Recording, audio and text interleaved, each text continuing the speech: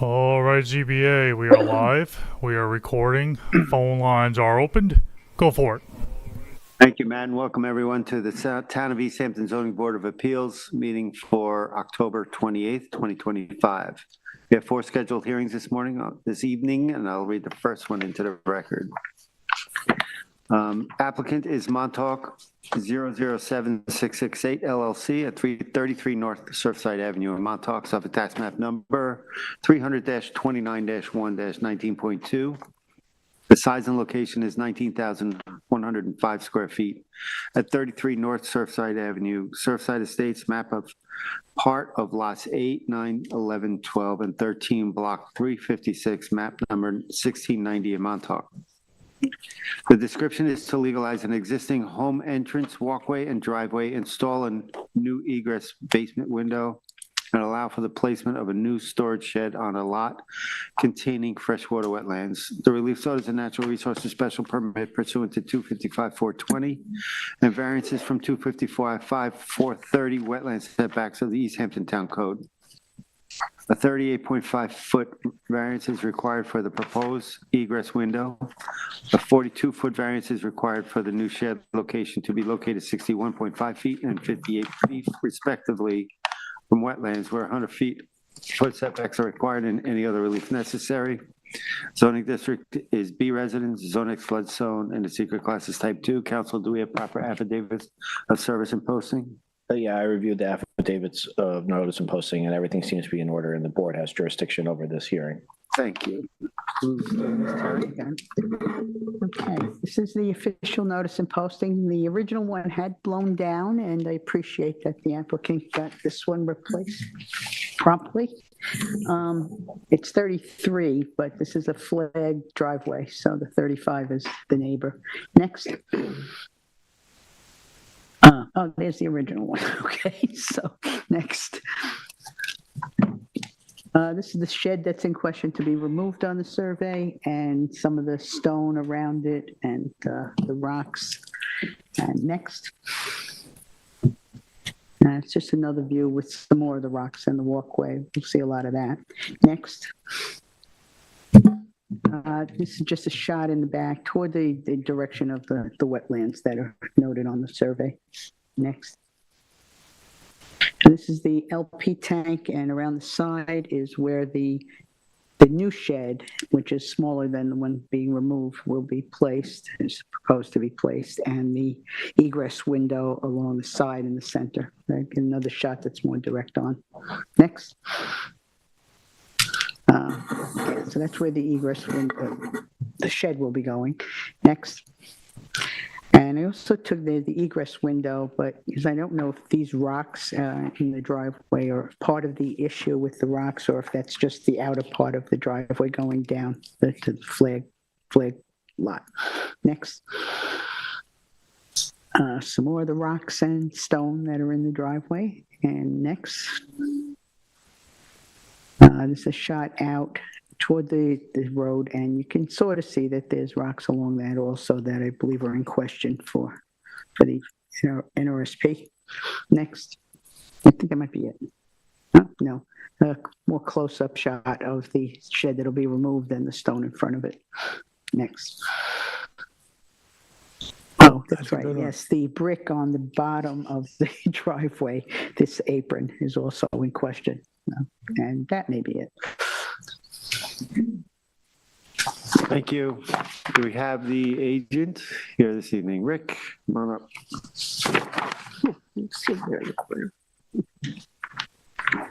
How are you, Rick? Good, right? Thank you. Richard Whalen, attorney for the applicant. Good evening to all of you. I am accompanied by Tara Burke of Lighthouse Land Planning.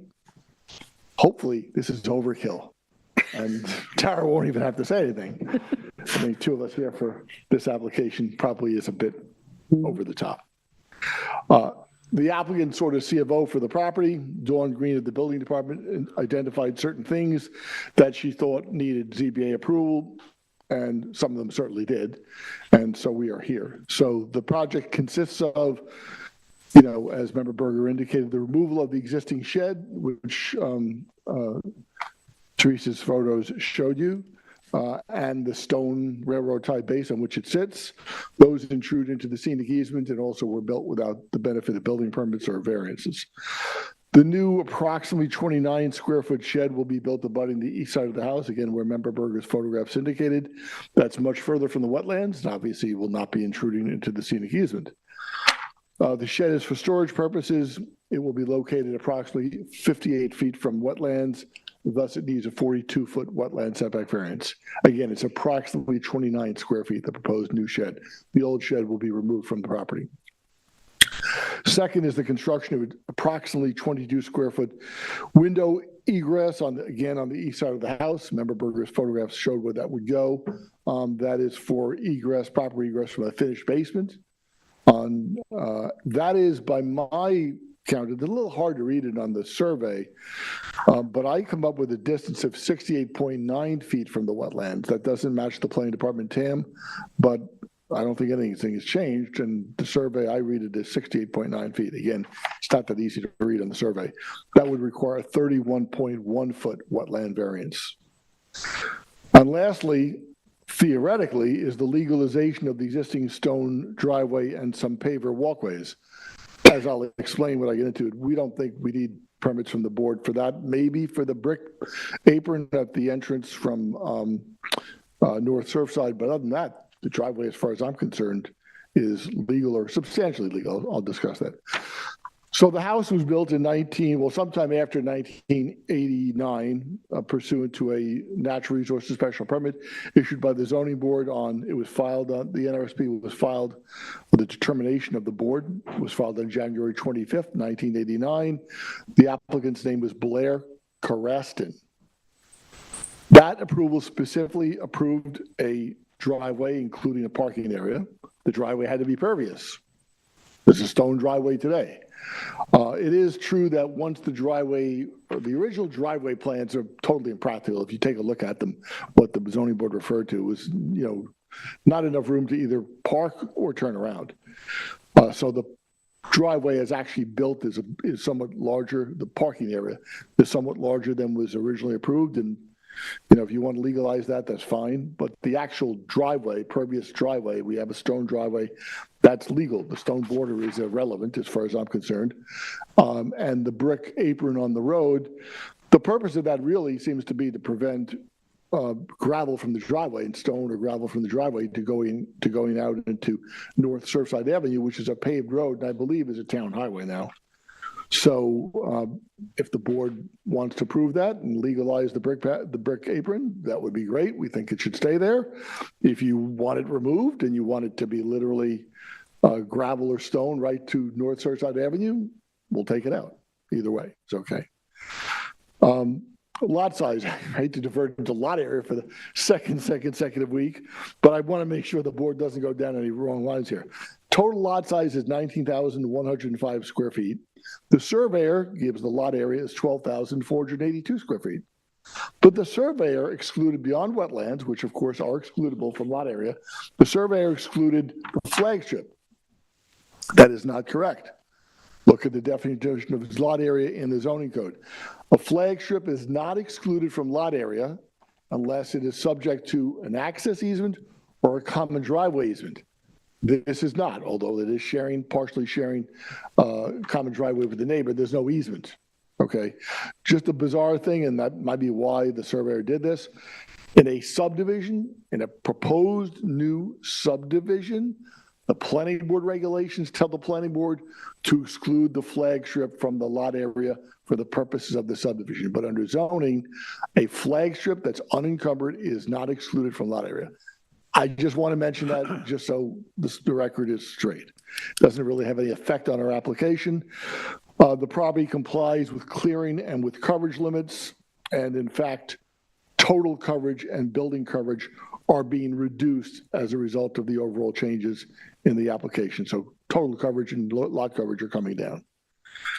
In terms of revegetation, the applicant has already hired Grimes Native Plants to revegetate some areas where the clearing went into the scenic easement. I believe that work's already been done. Now, of course, when the shed is pulled out, the applicant will have to revegetate there too, but other areas have already been revegetated.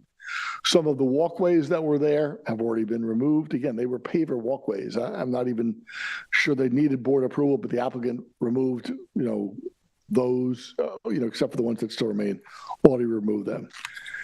And, there was a narrative addendum submitted with the application that addresses the variance and natural resources special permit standards. So I'm not going to repeat that. And finally, all of the proposed conditions in the planning department TAM are acceptable to the applicant. So if you have any questions, I'll be happy to answer them. Any questions, board members? The brick apron, is that actually on the applicant's property? Some of it is in the road right of way. Some of it is on the flagpole. Looks from the survey, it looks like about a third of it is on the property. Yeah, only part of it is on the applicant's property. We were just had an application where we were told we can't approve or legalize something that's not on the property, so. Well, to the extent it's in the road right of way, Right. the highway department, we don't have road opening permits in East Hampton, driveway permits in East Hampton. Right, yeah. So there's no regulation. I mean, the applicant put down stone, asphalt, concrete, brick in the road right of way. There's no limitation on that. And Rick, do you have that new number when the lot area without wetlands, but? Yes, flag strip, yes, please? yes.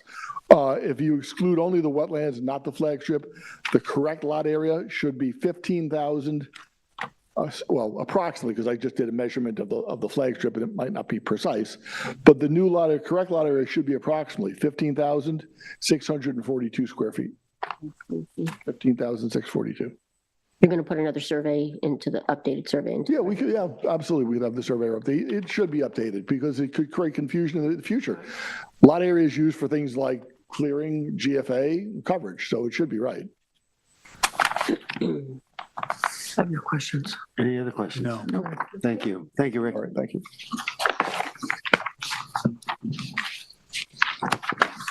How are you, Sarah? Good evening, board. I'm good, thanks. Sarah Lewis for the planning department. Sarah, do you swear affirm to tell the truth, the whole truth, and nothing but the truth? I do. Thank you. So I think Mr. Whalen covered the contents of the application pretty well, but I'll speak a little bit to the wetlands.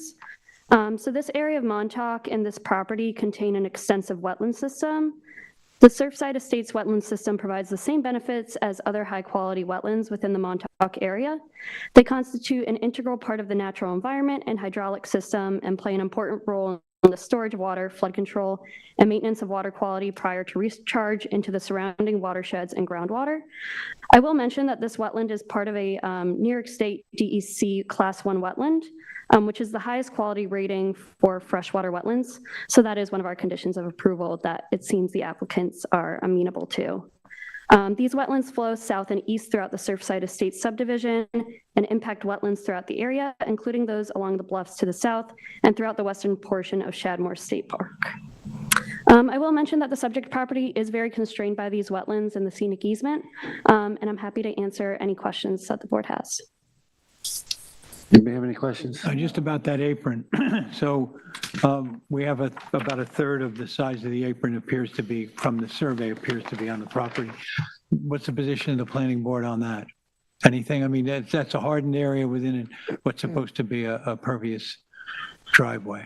Right, so I would say it's within our jurisdiction, what's on the property. I'll defer to Charlie for what's off the property. I know we recently ran into that issue with the retaining wall application. In terms of the planning department, I know the driveway itself was in the 1988 approval from ZBA, Right. but it didn't mention the brick apron. So I'll leave that to the board's discretion. Okay, thank you. Any other questions? Thank you. Thank you. Have a great night. Anybody in the public like to address this application? Matt, is there anybody online? Stand by, please.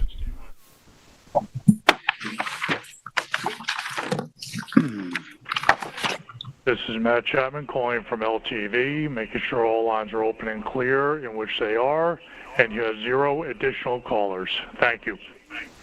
Matt?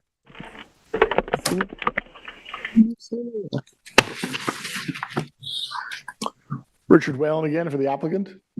As I stated, if the board wants the brick apron removed, we'll remove it. I will say, though, that I think the purpose of it is so that we don't have gravel, being dragged out or run out directly onto the paved road. So I think it serves a beneficial purpose, but if you're not comfortable with it, then, it will be removed. Are we leaving the record open to receive a new survey, or what's? I would say not. I mean, we looked at, again, the lot area doesn't directly affect what you're doing. We don't need any variance involving that. I do think we should have our own surveyor correct it because, again, it's going to create confusion in the I would future. agree. I, All right, I would say if you may want to make it a condition of approval, do that. we can make a condition. I think so too. All right, We can do thank you. that. Okay. Do we have a motion? Okay, in that case, on the matter of Montauk 007-668 LLC at 35 North Surfside Avenue, Montauk, tax map 300-29-01-19.2. Make a motion to close the public hearing and the public record. I'll second it. I concur. I concur. Thank you. Thank you. Our next applicant is 33 Surf LLC at 33 Surf Drive, Amagansett, Suffolk Tax Map number 300-174-3-5. Size and location is 10,000 square feet at 33 Surf Drive, Amagansett. Beach Hampton, number 1203, lots 36 and 40, Amagansett. The description is to construct a 154.35 square foot addition to an existing deck on a parcel within the jurisdiction of freshwater wetlands. The relief sought is a natural resources special permit pursuant to 255-420 and a variance from 255-430 of the East Hampton Town Code and any other relief necessary. The variance of 80.1 feet to construct a deck addition 19.9 feet from a wetland where 100 foot is required. The zoning district is B residence, AE flood zone, elevation 10, the secret class is type 2.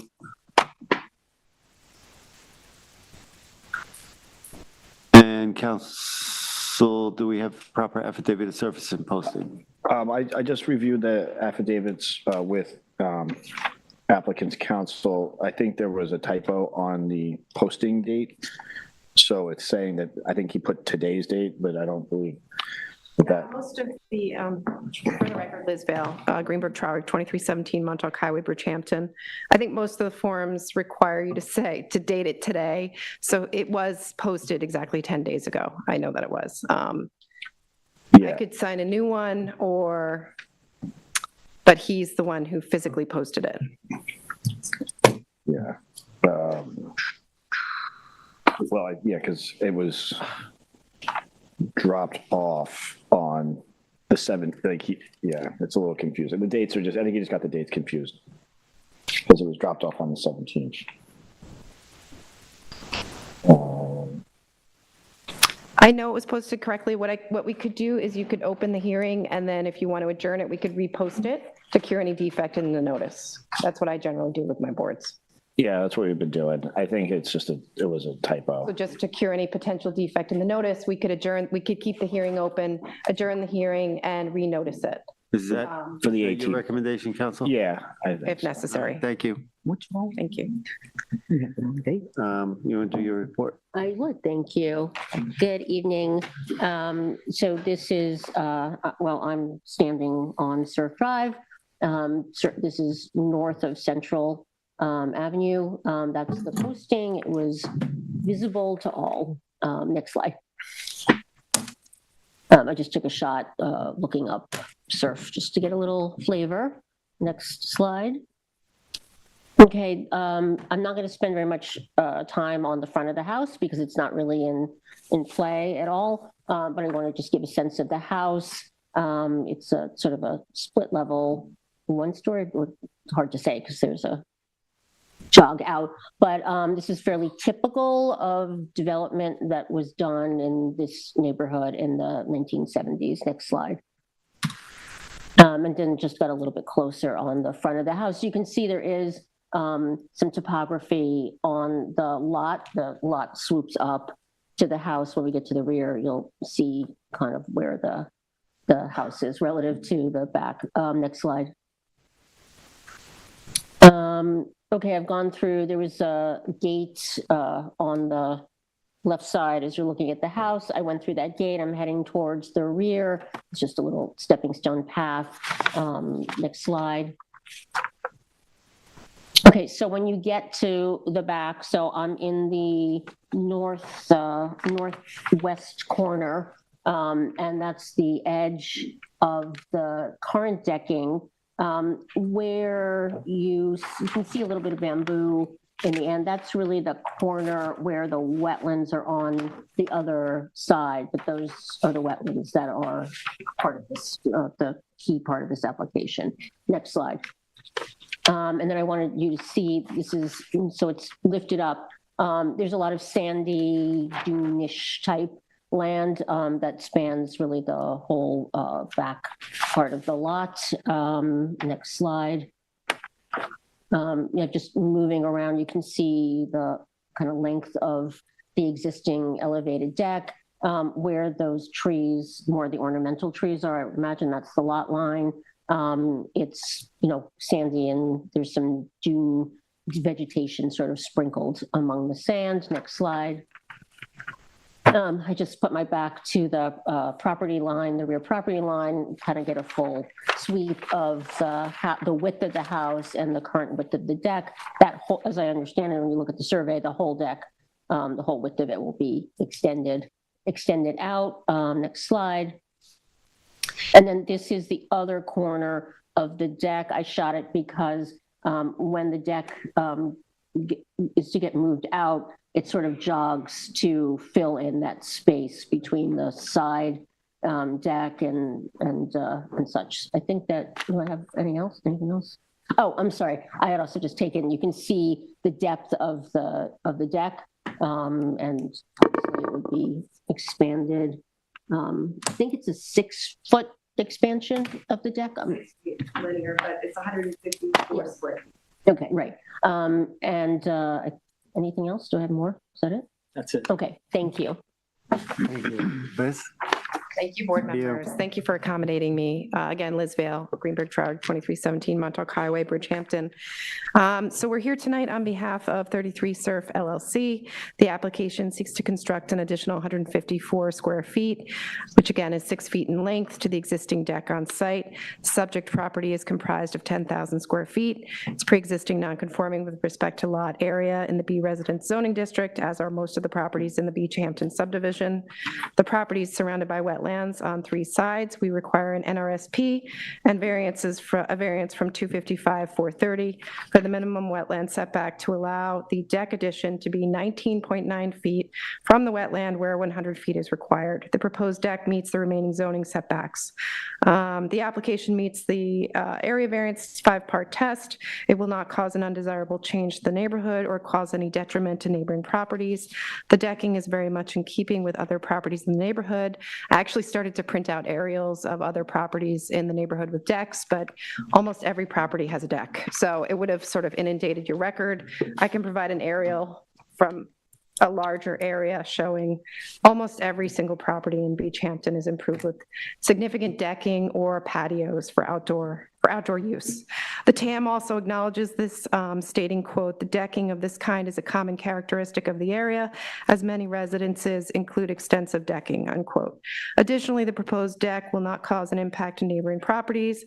There's a significant screening between the properties. You can see from the photos that were taken. And again, the TAM also states, quote, "Given the high degree of screening between the parcels, the effects of the deck expansion on neighboring properties are limited." The benefits sought here cannot be achieved without a variance from this board. The parcel is surrounded by wetlands on 3 sides, and the entire property is within the 100-foot setback required for structures in wetlands. Therefore, any construction on this site would require variances from this board. The requested area variance is substantial numerically. However, this board is required to consider the, quote, "totality of circumstances." And here, when considering that the parcel is surrounded by wetlands on 3 sides, and it's undersized with respect to lot area, the variance relief is not substantial.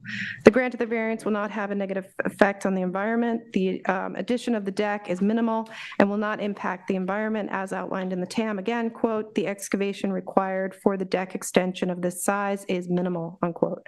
The difficulty creating the need for the variance is always arguably self-created, but when the property is surrounded on 3 sides by wetlands, any improvement to the property requires variances again, and that standard standard alone is not a basis to deny the variance, as this board is aware. The application also complies with the NRSP standards of the code. The addition to the deck is located as far upland as possible, does not diminish the existing wetlands on site. No natural feature, duneland vegetation, or wetland will be diminished, degraded, or lost to establish this deck addition. Any disturbance to the site would be revegetated with planning approval and should be minimal. We have a proposed silt fence on the survey already, which we submitted to this board. And when you look at the photos of the existing deck, you can kind of see how narrow it is. This would just allow an additional room around the chairs and chaise lounges, making the deck easier to use. The area under the deck is already sort of cleared and sandy. It won't impact the soils and plants by extending it. And additionally, I think the board in general would want for this property to have the living area focused on the deck, further up away from the wetlands as much as possible. And that's what would happen if you allowed for this variance to allow for this deck addition. And for the reasons submitted, we respectfully request that you grant the variances and the natural resources special permit for this modest 154 addition to the square foot addition to the deck. Now, I'll submit the aerial just for the record, but I'd like to Everybody gets a deck. It's like, oh. Everybody has a deck and a wetland? I do, personally. I just, first of all, I misspoke. The corner where the wetlands is the northeast corner. I think it said northwest. Are you, is the applicant going to be rebuilding the existing deck as well? And are you going to, or if it's just an extension, you're going to put very similar type of support? I think there's very similar type supports and it's an extension, but I can get that information for the next meeting since we have to hold this open. Yeah. Mm-hmm. What's the date on the survey that's up there? Yeah, because mine looks like yeah, speckles.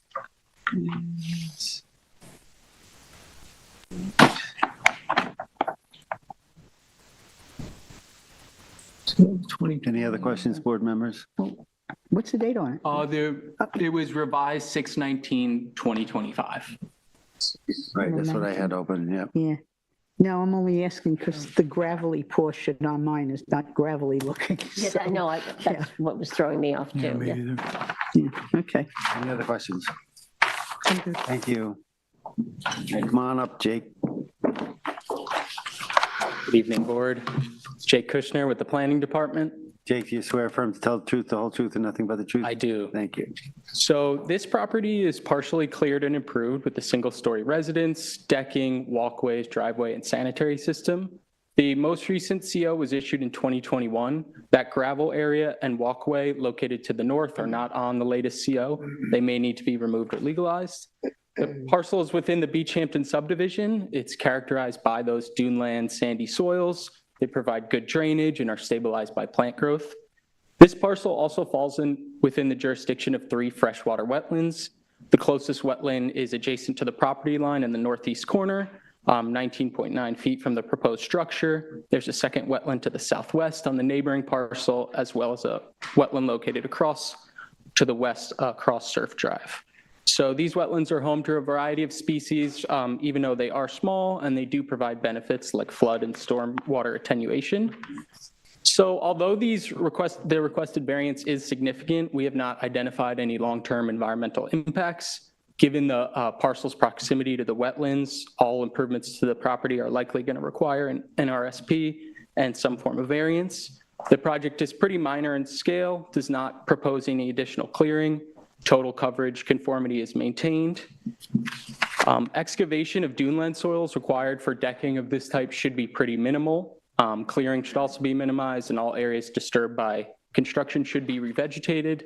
Then mitigation in the form of silt fencing is necessary to contain that sediment on site and prevent wetland sedimentation. I'd be happy to answer any other questions the board may have. You made a statement earlier, we were talking, when you started about the gravel area. You're saying that it was not on the survey, it may need approval? It was not on the latest CO. It was not in the 2021. You made a statement, it may need approval?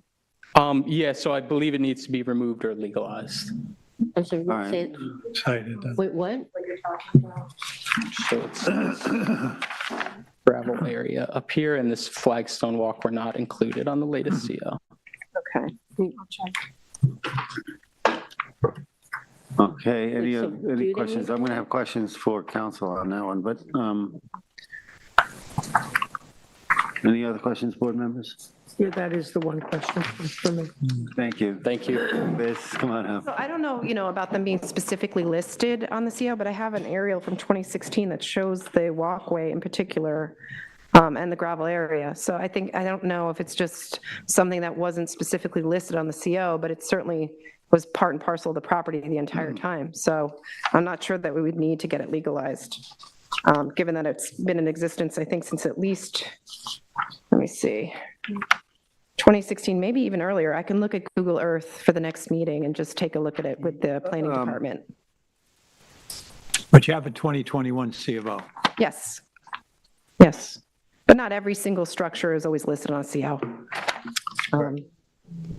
Okay. But we're happy to look into it. Yeah, and if so, I mean, we would be approving this survey if we approved it, and would, being that it's not noticed, probably fall under other relief necessary, so, but yeah, if we can somehow address it. Yeah. I mean, I'm not sure what to say if it's been there since. You're right, and you have a C of O CO already. being issued. I don't know how you would assert that it was illegal and a CO was issued for it and not cited, right? But, Yep. okay, Thank you. thank you. Is there anybody in the public that would like to address this application? Matt, is there anybody on the phone? You have 0 calls on the line. Thank you. Thank you. We're going to keep this open and for posting for additional 10 days, is that it, or? Yep. So are we doing this till our next meeting, or? To the next meeting, so I can post. Yeah, the next meeting is on November 8th. It'll be November 18th. For members.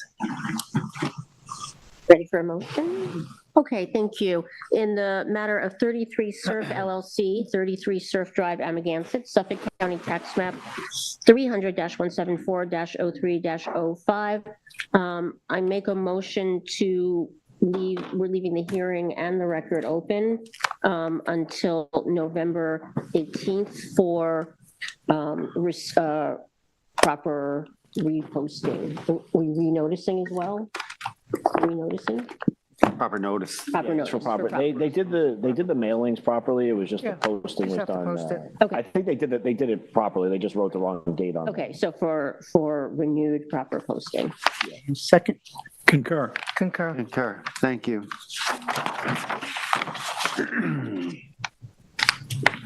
Next, we have 840 Springs Fireplace Road LLC at 840 Springs Fireplace Road in Springs of tax map number 300-62-7-2.3. Size and location is 13,192 square feet at 840 Springs Fireplace Road, map of Montauk Manor 4, lot 1 through 4, including 17 and 18. Block 3, filed July 11th, 1911, as map number 455 in Springs. The description is to construct a 1,439 square foot two-story house, 561 square foot pool, 806 square foot of deck, outdoor shower, IA sanitary system, reconfigure a driveway and allow clearing to remain within jurisdiction of a wetland. The relief sought is a natural resources special permit pursuant to 255-420 of the town code. The zoning district is A5 residence, AE flood zone, elevation 6, and the secret class is type 2. Council, do we have proper affidavit of service and posting? Yeah, I reviewed the affidavits and notice and posting, and everything seems to be in order, and the board has jurisdiction over this. Vice Chair, is this you? Yes, I went to the site today, and this is the official notice. It was posted properly. Next, please, Morgan. It's actually a vacant piece of property, so this is a photo of that, and there's one more. Yeah, that one didn't make it in. Okay, fine. That's it. This is just to give you a sense of what the property looks like. It's completely vacant. Right? That was the easiest building inspection I ever did. Thank you. Have the agent written.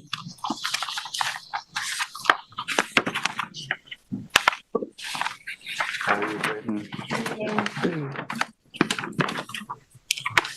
Britton Bistrian.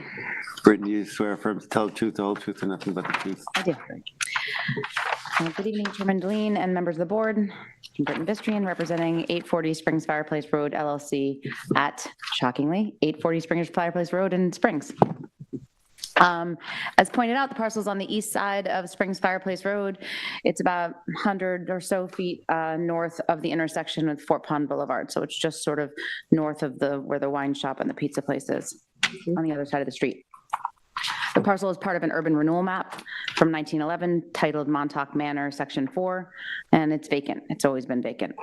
The project in front of you is seeking an NRSP only, no variances, to construct a 1,439 square foot residence, a 561 square foot pool, 806 square feet of decking, outdoor shower, and obviously an IA septic system. The proposed house is a modest 2-bedroom, 2-bathroom house in scale to the parcel size in the neighborhood. It's conforming in all aspects of zoning and is about half the allowable coverages. Those are 7% building coverage is proposed where 20% is permitted, 26% lot coverage where 50% is permitted, and 1,439 square feet where currently 2,473 is permitted, although this is grandfathered under the old code, which would have allowed 2,991 square feet of GFA. In my summation, this is the type of NRSP request that we should be welcoming. As part of the development under this parcel, the UR map, it imposed a scenic easement at the time the property is developed along Springs Fireplace Road, and it was 50 feet in depth. Because the lot is only 200 feet in total depth, and it's very narrow, as you can see, the scenic easement pushed the development of the house closer towards the natural resources and the wetlands, which we didn't believe was the intention of the UR map. And so in an effort of sort of good planning and thinking about the environmental sensitivity, we went to the planning board and then the town board to change the UR map to amend that scenic easement from 50 feet to splitting it to 25 feet along the roadside and 25 feet along the wetland side, because we thought that was in the interest of good planning. They agreed on this proposal. It took about a year. I want to point that out. So it was a long time before this application was on hold for a while, just pending that resolution. We feel this issue was reviewed extensively in the urban renewal process at the planning board, and it also had a secret review as part of that.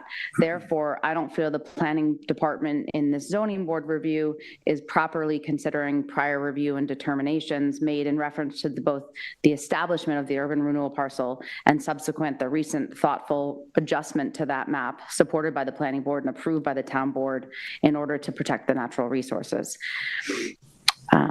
That's some sort of major planning issue here. I didn't hear any other concerns in the TAM. I will step aside and let David Rhodes address the septic because he is the expert in that. I'm not aware of any letters hitting the public hearing file. And so I'll step aside now and ask David to speak. He did submit a letter to the file and hopefully the board had a chance to review it, but sometimes it's nice to have a dynamic conversation because these things are interesting. Before you go, what was around the date of the planning board review and approval? Is it recent? Well, this was deemed complete in May. Where are we? October. So I would say it probably, I can look in my computer, but I would say it usually takes about 4 months to get back to you. So I would say probably late 2024 was when that process finished. I believe this application was initially submitted in 2023, but I will get those dates and come back after David speaks. Thank you, Britton. David Rhodes with TF Engineering. David, do you swear affirm to tell? What I would like to talk about today is there was a comment about how to interpret the groundwater. And so what I'd like to talk about is there are two different codes. You got the health department code and you got the town code. And I think they should remain separated from each other. And the way that the town identifies the separation to groundwater is that no septic leaching pool shall hereby be installed unless the bottom of the leaching pool is situated a minimum 4 feet above the groundwater table. So the groundwater table is as defined in the code, says all subsurface water of the town, which isn't really clear, but the common definition of groundwater table is your static water where it is. When we did a test hole out there, the groundwater was at 1.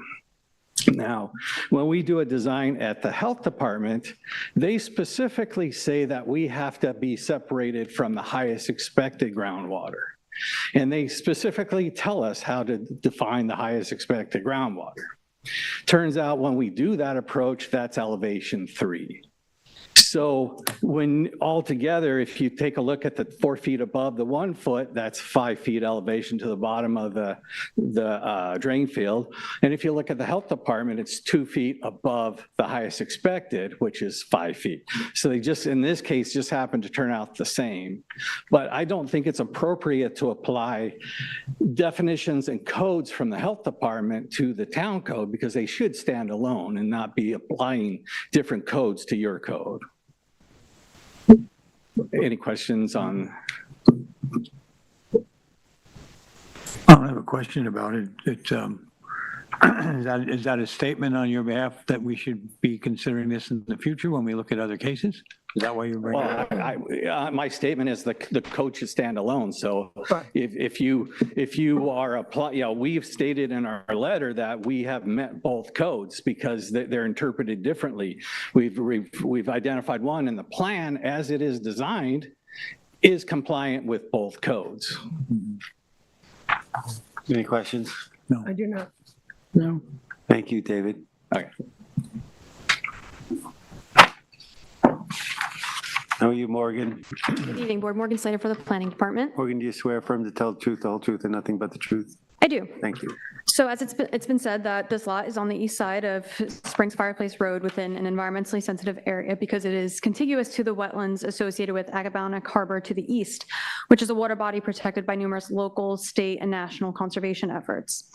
It is located within the Harbor Protection Overlay District, which has more restrictive clearing and sanitary system design requirements.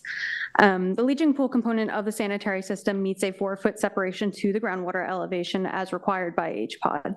The groundwater elevation used was determined by a test hole. The code does not specify that the groundwater elevation used should be the highest expected groundwater elevation, which is the unit used by the county. The county only requires a 2-foot separation of the leaching pools from the highest expected groundwater elevation. In an area that has a groundwater elevation that can potentially be influenced by the tides due to the proximity to a tidally influenced water body, using the more dynamic groundwater elevation is the more environmentally conservative approach, but it is not required by the town code. So the proposed design does technically conform with the dimensional code requirement. The lot is overcleared for HPOD standards, so the planning department recommends a revegetation plan that would bring the clearing limits below the maximum allowable given the proximity of the lot to the wetlands associated with the harbor. The recommendation is about 1,100 square feet more than what is proposed, which would bring the clearing down to around 8,900 square feet, where 10,000 is the maximum allowed. One of the intentions in establishing the Harbor Protection Overlay District is to maintain or improve wildlife habitat within the area and restore the waterways as closely as possible to their natural condition. The recommendation of the Planning Department is to make the lot more conforming to the conservation goals of this overlay district.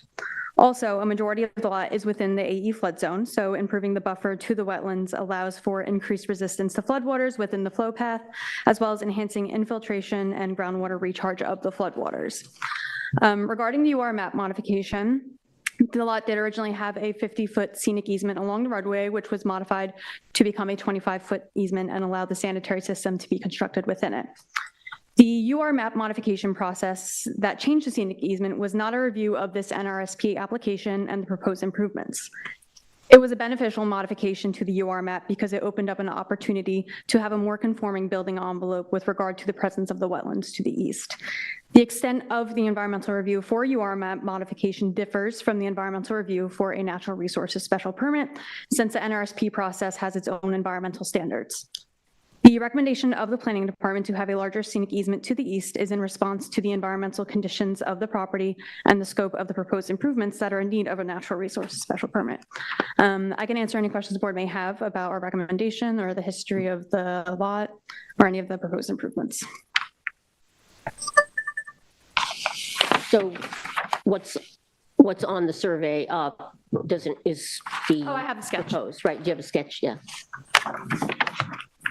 And then that also means extending the scenic easement over that additional re-veg? Is that what you're? Yeah, that's the one I want. That's a lot more opaque than it looked when I So you're initially saying, made it, you're but saying with this, that, Right. with this would meet HPOD? No, we get you. it would be about 1,100 square feet below the maximum allowed by HPOD. So the max allowed is 10,000 square feet of clearing. This would bring the clearing limits to about 8,900. And that area is lawn and it's sod? That's what it looks like from site visits and the aerial, yeah.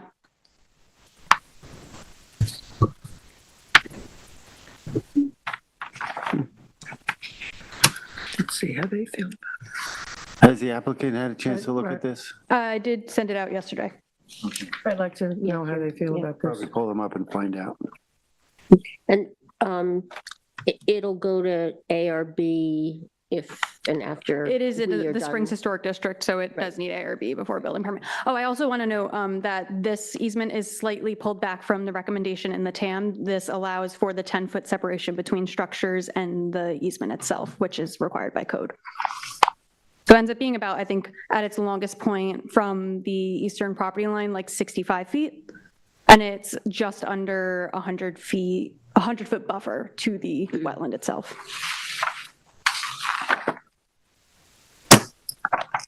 Okay, any questions? No. I have no questions.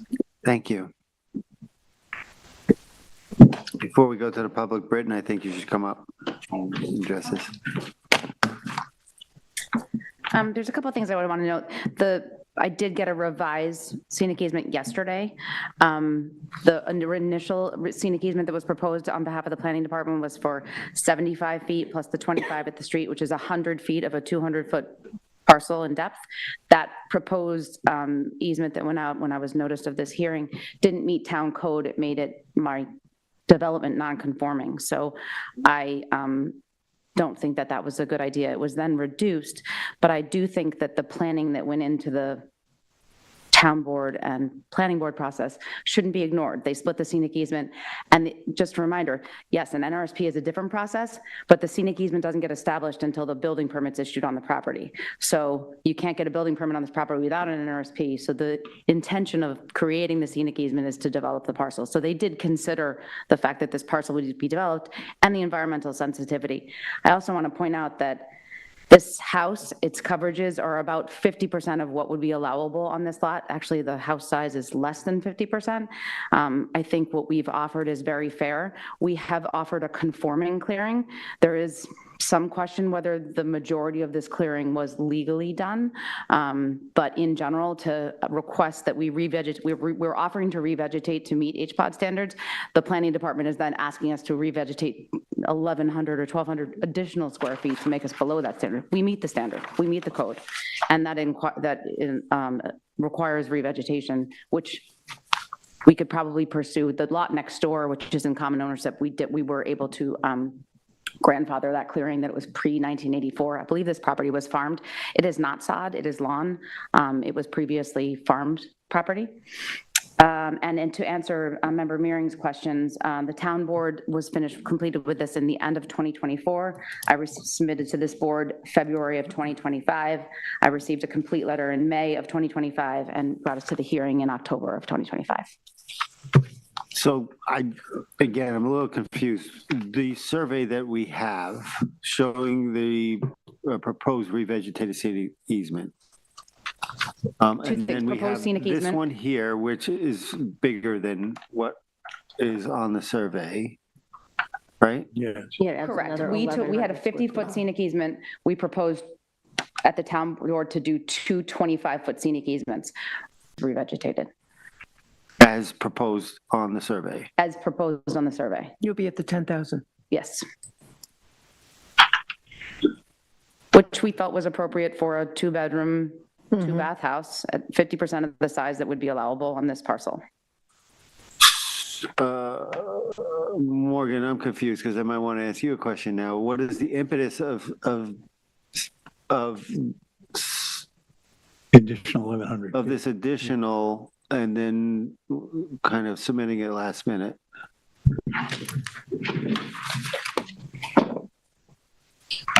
This is less restricted than what was recommended in the TAM. The TAM was a larger scenic easement.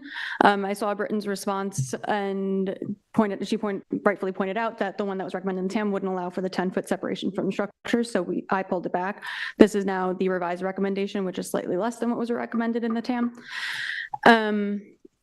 As with regard to meeting HPOD standards, I mean, there are lots that are in HPOD that are not in NRSP jurisdiction. So this is a combination of those two environmental constraints on the lot, this recommendation. There are wetlands. This is within 100 feet of the wetland. The clearing that is there now, I don't think has been there, longer than 2004 was the most recent area where I could see that the lot was uncleared. So I don't believe it to be grandfathered in to pre-existing non-conforming clearing standards. So this is really the recommendation based on the proximity to the wetlands and also being within HPOD. So you're asking for an additional 1,100 square feet, basically. You're Correct. down to 8,900 from the 10,000 that's been agreed upon by the applicant, right? Yes, it's yeah. That's primarily justified by the HPOD standards of the property. Yes, and the proximity to the wetlands of Accabonac. Okay. I haven't got any other questions. Okay. Thank I you. don't have I just questions. want to clear up that in addition, the request from the planning department is an additional 25 feet in depth of the scenic easement, in addition to the, I don't know the number, 1,100 square feet of re-veg. There's two requests. They're separate. I don't have a problem revegetating 1,100 additional square feet if that's what the board wants. I think that 75 feet of scenic easement on a 200-foot depth parcel is overreaching. Thank you. Is there anybody in the public that would like to address this application? Matt, is there anybody on the phone? You have 0 callers. Thank you. Thank you. Can we have a motion? In the matter of the application of 840 Springs Fireplace Road, LLC, 840 Springs Fireplace Road, Springs, Suffolk County Tax Map Number 300-62-7-2.3, I make a motion that we close the public hearing and record. Second. Concur. Concur, thank you. Our next application is 20 Ocean LLC at 20 Ocean Lane, Amagansett, Suffolk Tax Map Number 300-176-3-7. The size and location is 12,000 square feet at 20 Ocean Lane, Hampton Dunes, Lot 33, map number 4694 in Amagansett. The description, it's to construct approximately 552 square feet of first and second floor additions, change from a gabled roof to a flat roof, new windows and doors, remove and replace existing wood decking, remove and replace an existing retaining wall, like place, like Klein, reconfigure the existing driveway, reconfigure entry steps, and upgrade the sanitary system on a parcel of land containing dune land, beach vegetation, and within jurisdiction of freshwater wetlands. The relief sought is a natural resources special permit pursuant to 255-420 of the East Hampton Code, and a variance is required for this application. One variance of 4.25 feet is required from 255-1110 of the Town Code to construct the proposed flat roof approximately 29.25 feet above grade where 25 feet is maximum allowable and any other relief necessary. Zoning district is B residence, AE flood zone, elevation 10 is secret classes type 2. Council, do you have proper affidavit of service and posting? Yeah, I reviewed the affidavits of notice and posting, and everything seems to be in order, and the board has jurisdiction over this matter. Thank you. Can we have our report? I'm waiting for the photos to come up. I will have something to say about the posting, but and before I start, I don't have to do this, but I do want to disclose I live on this block. I am not a direct contiguous notice neighbor. As this board knows, I've participated in other applications on this block as well. So how far are you from this house? Why do I have to? No, I'm just wondering why you didn't recuse. Because I have not recused on other things. I'm not a noticed contiguous neighbor. There's not something that says I have to recuse. I've not recused on, I think, 4 other applications on this I just block. think because you're on Ocean Lane. What? That I just wanted on record that because you are on Ocean Lane, that you should have recused yourself from this application. But why this one and not other ones on Ocean On Lane? record, I'm not going to get into a discussion with you. I did just feel recuse that you myself. should have recused yourself. I did recuse myself when I was a contiguous neighbor on 26 Ocean Lane because that was the advice of council at the time. Council, how do I? I'm gonna say, let's move on and just make a point that recusal is even the perception of, so, but, let's move on. Okay. Let's have a report. Okay, thank you. So this was a photo of the driveway that is on the southern side of the lot. The issue, the posting, is that it was obscured because it can't be seen really from the road. It's set behind that car, like behind the tie, the sort of retaining there. So it really was not visible to anyone going by. I don't know, other members had a hard time, so I wanted to raise that. Okay. Just another shot. This looks towards the house to the south. Next slide, sorry. I'm just stepped north of the driveway. This is the gravel, you can see the gravel area that's on the survey. There's screening along the front of the house, that part of the house. Next slide. Okay, so I've got the driveway to my, no, these are, okay, yes. So this is actually on the property next door on 26 Ocean Lane. And then the screening trees there, I believe, are on the applicant's property. I just want to show that this dune land, it spans the lot to the north. So you can see this dune land running all the way up parallel to the line. And then on the other side, the dune extends beyond the applicant's property. You see that like green, evergreen tree line running up. I think that's roughly the property line. And then that dune continues onto the property to the south of the applicant. Next slide. This just got a little peek. You could kind of see the posting in the back there. I'm just gonna start heading up along the south side of the house. So this is the dune structure and condition on the south side of the house. And you can see a bit of the house on the left side of the slide. Next slide. So I've jogged in under up the wooden walkway off the driveway. I'm looking towards the house. Next slide. Okay, now I'm going to head to the rear of the property.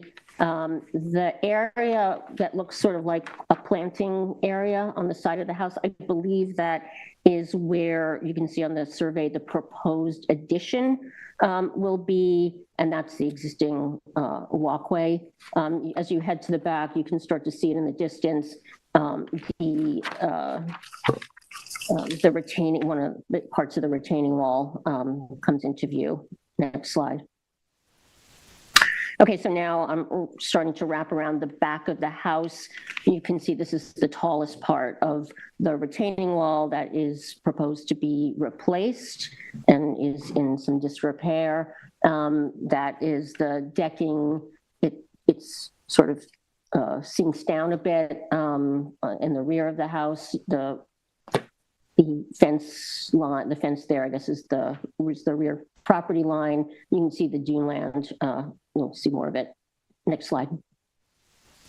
So now I'm got my back to that fence and I'm looking at the rear facade of the house. You can see the entrance to the kind of below grade space. And again, you can get another sort of perspective on that part of the retaining wall. Next slide. So I'm just looked, so the rear facade is to my right. I'm looking south along the property line. That dune land that's sort of sweeping up, if I'm reading the survey correctly, I think that will be an area that says proposed temporary clearing in that area. Next slide. Okay, I'm coming, now I'm looking towards the north. That's other, you can see the topography. The rear property line is to the right. That's heading towards 26 Ocean Lane. Next slide. Okay, so now I'm coming around the, I guess around the south side of the house where, sorry, the west side of the house. That's the existing deck to be rebuilt. Next slide. You just can see from the rear corner of that deck, you can kind of see how it's into, you know, the dune that's sloping up towards the neighboring property line. That area, I think also, if I'm looking at the survey correctly, it says proposed temporary clearing for construction, I believe, in that area as well. Next slide. This is just a look at the, the west facade, the north, I got it turned around here. The north facade of the house on the deck, on that wooden deck. Next slide. Now I'm wrapping around the front of the house. You can see the second story deck existing that's going to remain. And that's the front wooden deck. Next slide. It's going to step down. It steps down. This is really towards the front of the property. You can't see this from the road because it's all screened in, but it's just a cleared, flat, sandy area, but currently has some, I think, some slate on it and a fire pit. Next slide. Again, just another look at the house from that angle. Next slide. Okay, again, I'm just looking, let's see where I am. Oh, okay, I'm back on the side of the house that abuts. The trees on the left are I think around the property line with the neighbor to the north. Again, I think some of that will be cleared for the construction temporarily. Next slide. And that is just another look at the side of the house. I think I have one more here. More dune land that will be impacted during the construction. Next slide. And then this is just these are, I don't know if these are native or dune. These are planted along, I think, what is the property line of the house with the southern neighbor. Anything else? Next slide. And then I just took a shot of the house from the south, just so you can sort of see the pitched roof and, you know, think about that as what will be a flat roof structure as proposed. I think that's it. Do we have the applicant?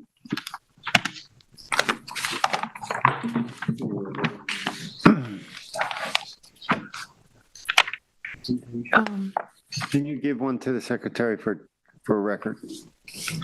So this is brand new, or we already What have is- this, or? We got it electronically. Is this what it is? Can you, we have to be sworn in. Announce yourself.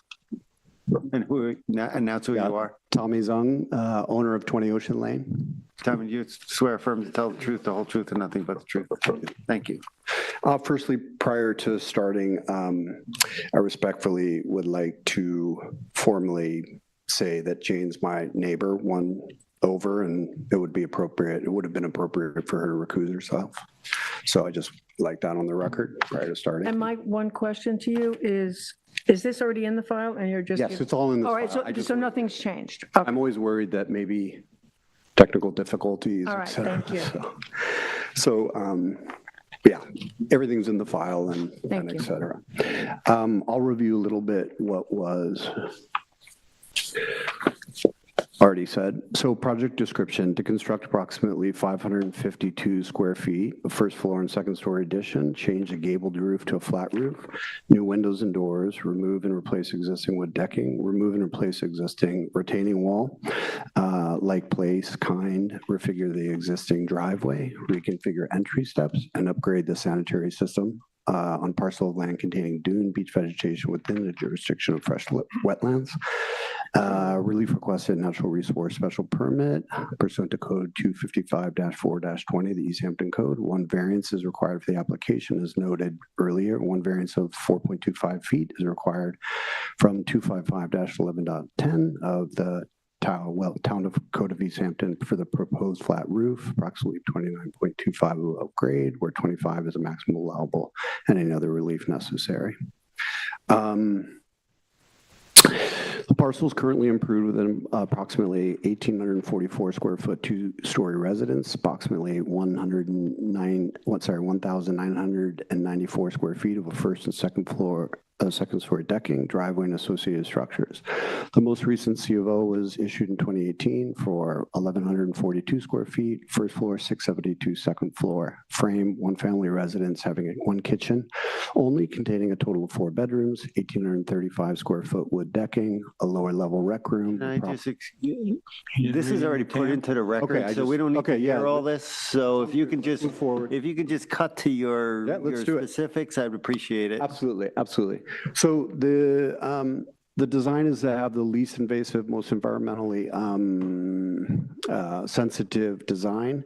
The existing foundation will stay and remain the same. The only key in foundation is where the existing retaining wall that was shown in the picture was. I want to note that David Rhodes has already engineered the septic system, and that was put in because the old one was failed. This is one of the existing homes in Dune, Hampton. So again, if you can see, the existing foundation stays the same. There's no disruption on 3 sides of the building, and the foundation sits on top of the existing retaining wall that was there. There's no other disturbance that's required for the second story. As noted in Tyler's TAM, the most disruption would be to the existing old wooden railroad tie foundation, which is failing. So we made an illustrative construction report. No. Thanks. So archival Amagansett Hampton's used natural conditions. This is what the dunes look like when the home was built. I'm always interested in the most environmental natural conditions, this is how it was settled, so it should go and be looking like that. And finality, the second one is another, just to note the existing natural conditions. There was 3 major things that Tyler noted in the TAM. One was to be cautious of the dune with the failing retaining wall. The second was that there was some clearing done, which is invasive species, which seem to be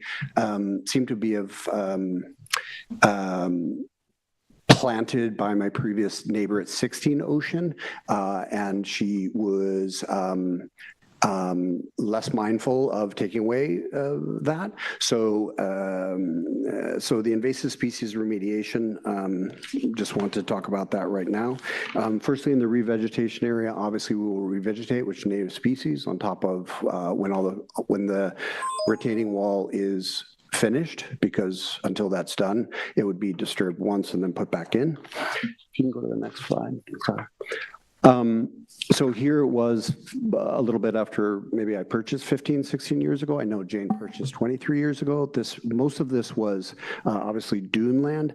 And again, the neighbor on 16 Ocean, all of it had gotten this bamboo. So in the past 10 years, that's been eradicated. Same with the Russian olive species. So you can see where it was in that. If you can continue on. I wanted to be respectful of Tyler's, what was taken away was that. So you can see that that was completely invasive of everything. Also, some of the other trees that had to be removed were pine beetle. Jane's mentioning those are native oaks that are up there and otherwise. We're to the retaining wall. So I think that's the largest issue in terms of the dune, because the building on the second story does not have a great impact at all. So there can be exact and like kind of this failing retaining wall, which is Roy would know is a tieback, dead man legs where you have to go quite deep into it. So Delandro engineer, our engineer, said that the least disruptive way into the dune was to cut the tiebacks, abandon them and let them go, and just pour in place a concrete retaining wall. And that's a least invasive way. So if we can go on, this is just everywhere where it's failing. It's not a question of do we have to do it, it's a question of when we have to do it. So that's that aspect. So I just for the board to give to an understanding. What we existingly have is a retaining wall with tiebacks. Those have to go at least the length of the height of the wall. It's estimated that there will be if we do in like kind, we have to dig back, it would be approximately 80% more cubic yardage of material that will need to be removed because you have to get all the way back behind, put a temporary retaining wall all the way cutting into that, which is the best dune feature, which would be on that southern side. So it would be approximately 80% more cubic yardage of disruption, moving the material and then putting it back, as opposed to, and this is, you can see where that retaining wall holds the foundation of the house back by the small walkway, which was documented, as opposed to here, if we were to replace. The second thing that should be noted is, if you have a concrete retaining wall, there would 99% never be another need to redo that retaining wall. We all know that there's less arsenic in tiebacks now, but you still have some arsenic. It still will be in there and it still will deteriorate and rot quicker in a wet dune environment, typically, because the sand is always taking on water. So there we are on that. If you can go one more. I think there's, so again, the yellow is showing where it would be. So cutting the tiebacks, abandoning them, putting a small, okay, one more if you don't mind. And there's just to show what it would look like. So it was, sorry, we did a step 1 excavation. You can go 2. Step 2 temp retaining wall, so it's far less of a distance. Temp, okay, 3, thanks. Proposed retaining wall as close as possible to existing location, yep. For, obviously all the sand would be stored on site and put back to the, as close as. Which is a question, where do you plan to store the stored materials? In the back, not off-site. Nothing will be removed off-site. The back meaning? The rear of the property, so it would be the. I know, but where is the rear of the property? You got a major dune back there too. That's a flattest area in the topo. Okay. Can you see that rear area? That's the, I mean, if you have another suggestion, Roy, I'm happy to. No, that's fine. I just want to understand where. Just want to point to it. That's the lowest and okay. most equal grade. All right. Yeah, I'm just concerned about that dune to the north. So this one's non-disrupted. Yeah. All right. That's a. So here, this is being replaced. Obviously, there's a little one here, but this is the major one. Yeah. Which is of the highest. The largest height, store site material here, least cut into this because this is the best dune feature. Obviously that one's quite nice too. Keep that very close, leave the sand, pour, dry, put back. I'd suggest that you ought to consider moving the sand and not stockpiling, as the chairman's asked you the question about where it's going to go, to put it over where the future septic is, because that's already a disturbed area. It's going to stay disturbed, and you're not going to do the damage you might do to a dune behind. I was out there, and I see what you're dealing with. Yeah, you think put it in the front? I'm saying that I know that it's very flat where you're going to put the septic. I walked out there, and if that material went there, in an area that's going to be disturbed anyway with the septic, I think it's going to do less damage. Yeah, we could do that. Again, I wanted to note the septic's already in. Oh, it is already. Yeah, it's already in. But yeah, I mean, you need equipment and stuff. I think that's a different story. Yeah. Yeah, Roy is correct. It's kind of hard. Like I don't ever like to have any skid steers there, but it's going to be difficult for you because it is a tight site and you've got dune structure to protect. But go ahead. I wholeheartedly agree. But if you have a suggestion of where you'd like it stored, it could be stored there. But you're on it. You're on. We thought that would be less disruptive, but yeah, agreed. Backfill revegetation. Support from my neighbor, which is Jane's neighbor, direct neighbor. She's 2 homes away from me. Before you move on, can you just go back to, so where you're proposing to use the pour concrete method, so that's happening around the whole, going up the, Wherever retaining wall is required. and that, so that includes also, you're going to replace the retaining wall around the driveway, right? And so that would have the same technique Yes, in correct. it? Okay. Everything is, And- that technique is the less invasive technique, because they all have what's called dead man ties. No, I just want to make sure I know all the areas. And then Correct. what about on the north side where the existing deck is being rebuilt? Anywhere where a retaining wall is required. That's a retaining as wall per too. plan, Okay. as per survey. And so when you show these areas, this proposed temporary clearing for construction, so is that? That's mandated and done by John Baralewski. It's the least invasive. May I just finish my question? I'm sorry. I just want to understand, when it's cleared, but you're not doing anything to the topography or the structure, it's just taking out whatever's vegetation is there? Well, if you That's read the all I plan, wanna nothing's being cleared. I'm sorry, what? If you read the plan, nothing is being cleared. Proposed temporary clearing for construction, I see. So That's a verbiage that's required by the town of East Hampton. That does not mean that you need to clear something. As per your photos you took, Jane, there's nothing there to clear. that's why I was asking, because, so I'm sorry, it's on the survey, so never mind. Correct. Thanks. Any other questions? I noticed that when we were out there, that all the sand around the house, all the dune scrape is devoid right now of any planting. Has that just been recently resanded? Was there material brought in? No material. That's all natural dunes, as that's why I showed the existing photos of how the house was built, because I purchased it from the owner and builder, and also Carol, my neighbor, so we collect our photos of that. But in any case, no, that was, the devoid of it was eradicating all the invasive species. That's that's a one, and result. waiting until we're doing this work, because this application has been in for years.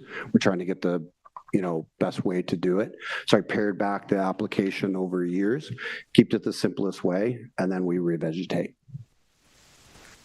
Now, you gave us two options for the retaining wall replacement, but are you leaving it up to us to tell you, or are you telling us what? I'm saying, I believe, and I suggest that it should be done once in the least invasive and most environmentally sustainable method, which would be a poured concrete, and we never have to look back at this. And we have the least disturbance of cubic yardage of a dune. On the survey, it shows on the south side proposed fence. So are you proposing to run a fence all the way up that dune to the back to close in the whole property? Proposing a deer fence on that side. Yes, that's correct. So that deer fence would be running up that dune. Is it sort of like where those green trees are? Yes, correct. Any other questions? No. It is to be noted, Jane, that you have a deer fence around your entire property. I'm sorry, what? Are you talking about It my? should be noted that you do have a deer fence around your entire property, which is not on a survey, nor has a building permit, but I just wanted to note that. We're not here about my property. Just move on, guys. No. No, I We're just gonna wanted go to on. know. No. I was asking, I'm sorry. I was just No. asking. We're not gonna, no. I'm not- We're ending this. We're moving on. Thank you. You're welcome. Tyler?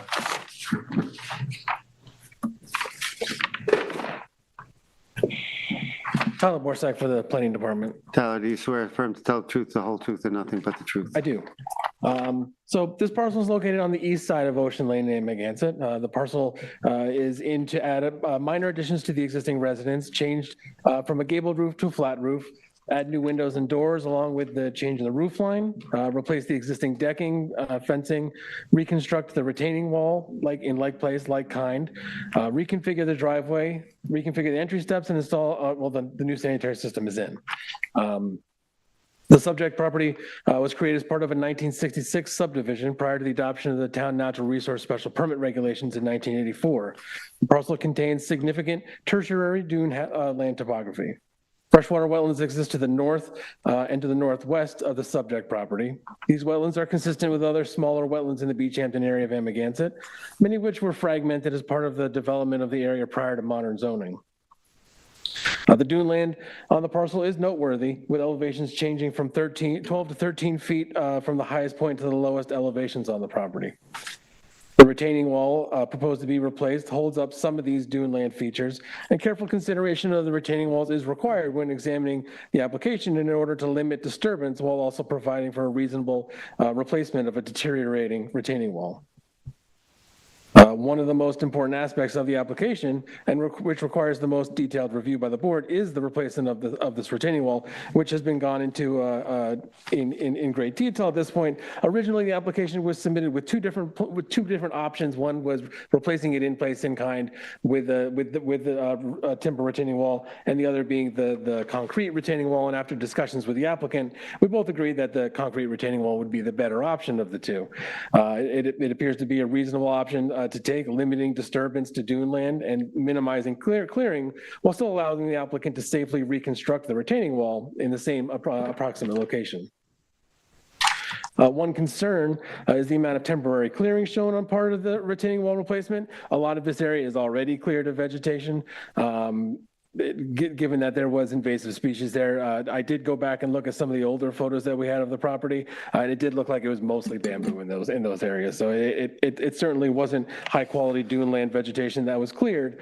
And the planning department is suggesting that all areas that are currently cleared be revegetated with native dune land species once construction is completed.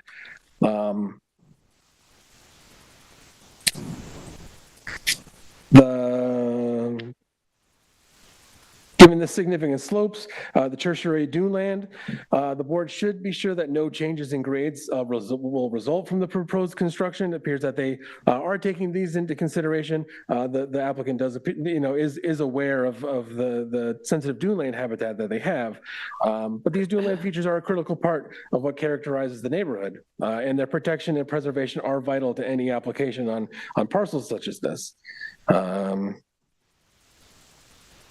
The application also includes proposed additions to the residence, which include an approximately 5-foot wide 2-story addition to the south side of the existing residence, along with approximately 1.5-foot wide addition to the east side of the residence, which also includes interior renovations and the changing of the roof line from a gabled roof to a flat roof. The additions to the residence are within the existing disturbed areas currently improved with decking or walkways. The change from a gable to a flat roof also opens up floor space and adds additional gross floor area, although the footprint isn't changing as dramatically as the increase in the gross floor area suggests. The 276 square foot increase in footprint, coupled with the change in the roof, results in an increase in a second floor, increasing from an existing 662 to a proposed 1,334 square feet, while the first floor is only increasing from 1,082 to 1,458 square feet. Overall, the residence will increase from an existing 1,844 square feet to a proposed 2,792 square feet, where 2,800 square feet is allowed. The proposed flat roof meets pyramid regulations, but does require a height variance from the lowest point of the existing grade of 4.25 feet. A portion of the roofline meets height requirements, but since the property has substantial grades, the center of the house along the east side has a lower elevation and is non-conforming in that area. It's worth noting that it appears the existing gable roof is also non-conforming, approximately 3 feet 5 inches outside the maximum allowable height in that same relative location. And it measures from grade to the peak at 33 feet 5 inches. With the shift from a gabled roof to a flat roof, the overall height will be reduced by just over 4 feet. An alternative to a flat roof could be the use of gables off of the existing roof line in order to allow for better use of the floor area of the second story, but the visual impact of such a change would be similar to that of changing from a pitch to a flat roof. The existing decking is proposed to be replaced almost entirely in place, with a slight change to the configuration at the far eastern side of the parcel. Additionally, windows and doors are proposed to be replaced. The upgrade, sanitary system was upgraded. That's already been discussed. And finally, the driveway is proposed to be squared off at the southeastern corner of the parking area. This change in the driveway is coupled with a slight relocation of the existing retaining wall to hold a small amount of the dune land topography up. It's not you can see in the pictures, it's not a very large retaining wall in that area. Overall, the project requires some substantial construction with a retaining wall replacement, expansion of the residence, and some minor changes to the decking and driveway. The board will need to determine if the application meets the NRSP and variance standards and should be sure that they have sufficient information in order to make the determination. There are several aspects that require careful review and attention in order to determine if the applicants are proposing a reasonable method of construction and that all alternatives have been considered. The topography of the parcel creates challenges with construction, especially the retaining wall replacement, but the applicants do appear to have considered alternatives that are cognizant of the challenges the property entails. The board should consider any additional mitigations they feel is warranted. The planning department also, the planning department recommends that all areas be revegetated that are outside of the existing improvements, which does not leave many other options available for additional mitigation. Other than that, I can answer any questions you might have. Any questions for Tyler? Yeah, the variance we're looking at for the height at 29.5 and 25 is allowed. And currently you said it's at 33.5, so it's coming down by 4 feet by making a flat roof. It's now going to violate by 4. That's taken from that area on the, I guess that's the east side, that low. Right, set that down. low point. So Yeah, the rest of the house there, we're not really seeing that. or it's not as severe, at least. It's relative to the roadway. It's really taken, because that's quite a depression. It goes down to the lower level, right? Yeah, there are definitely conforming locations, especially near the edges, that are completely conforming. Right. And then, yeah, as you get Dip down there, and then for the west. 4-foot violation. Right, Okay. right. That's just at the most extreme point. So do you have an estimate of, I know sometimes like with Pyramid, we talk about the volume that's outside of, you know, the limitation. So I appreciate that what you described. I wouldn't even be able to venture a guess. It's because the topography is so complex, and it would be hard to determine. You'd have to sort of guess what the topography line is, but through the house, it would be hard to. It'd be hard to even come up with a rough guess. It would be difficult, even for the architects to come up with a number. And then I'm of course I read the TAM, but did you have any suggestion of any easement on? We had brought up the idea of it. I think a value of an easement would be limited on the property just because how small they would be. Certainly over those dune land features is a possibility, but they'd be pretty small. It's a small lot to begin with. So yeah, we didn't recommend it just because they would be fairly small and the value of them would be limited. I think the revegetation of the parcel is probably paramount, both helping to retain those topography from erosion, and then also bringing back the character of the neighborhood, which was lost with invasive bamboo coming in. And forgive me, where do you want to see the re-veg? Pretty much anything that's not improved. Okay. Yeah. All that barren sand land now that you saw in the photos. Yeah. Yeah. Around the whole property. Exactly. Yeah. I mean, most of it's going to be disturbed with construction anyways, so it's not like they're losing much that they would have to re-veg, but just trying to regain that dune land character. Any future work would require an NRSP anyway coming in front of us. Correct. Yeah. I mean, the whole lot is dune land, whether there's vegetation on it or not, and there's wetlands and roughly in jurisdiction. Thank you. Any other questions? No, I'm fine. Thank you, Tyler. Anybody in the public like to address this application? Matt, is there anybody on the phone? You have 0 callers. Thank you. Thank you. I just want to know quickly, I want to just thank Tyler so much because we were working really closely in, how to preserve and go back to the natural way that the dunes were settled. So he was really, really informative and the conversations were amazing. And, I want to thank him very much. And I want to thank you all. Hold on a minute. So before you leave, let's make it clear that your proposal now is for a concrete wall on a spread footing, a reinforced concrete wall. We're not deciding anything. That's what you're proposing. I propose that that's the most sustainable and least invasive That's what we're option. gonna Yes, do. correct. Okay. Thank you. Do we have a motion? Yeah. Did any other members have an issue with the posting or no? What? Okay. In the matter of 20 Ocean Lane, LLC, 20 Ocean Lane, Amagansett, Suffolk County Tax Map 300-176-03-07, I make a motion to close the public hearing and the record. Concur. Concur. Concur. Thank you. Next application is Kevin Gatti at 276 Old Montauk Highway, Montauk, Suffolk Tax Map Number 300-87-2-32. The size and location is 56,128 square foot at 273 Old Montauk Highway, Hither Woods, Lot 39, map number 3520 in Montauk. The description is to construct a 33,366 square foot two-story residence with a 612 square foot attached garage, 1,126 square foot of first and second story porches, decking, and balconies, a 352 square foot swimming pool, 200 square foot pool house, 116 square foot pool patio, retaining wall, driveway, sanitary system, and associated structures on a parcel of land containing freshwater wetlands. The relief sought is a natural resources special permit pursuant to 255-420 of the East Hampton Town Code, and 9 variances are required for this application. Variances of 29 feet, 12 feet, 10.5 feet, 10 feet, 6 feet, 5.5 feet, and 5 feet are required from 255-430 of the Town Code to construct a proposed fencing 71 feet, retaining wall 88 feet, decking 10.5 feet, walkways 90 feet, house 93.4 feet, pool patio 94.5 feet, and garage 95 feet from freshwater wetlands where 100-foot setbacks are required. 2 variances of 23.5 feet and 19 feet are required from 255-1110 of the Town Code to construct a proposed porch of 16.5 feet and house 20.1 feet from the front yard lot line where 40-foot setbacks are required, and any other relief necessary. The zoning district is A residence zone, X flood zone, and the secret class is type 2. Council, do we have proper affidavit of service and posting? Yeah, I reviewed the affidavits and notice and posting, and everything seems to be in order, and the board has jurisdiction over this hearing.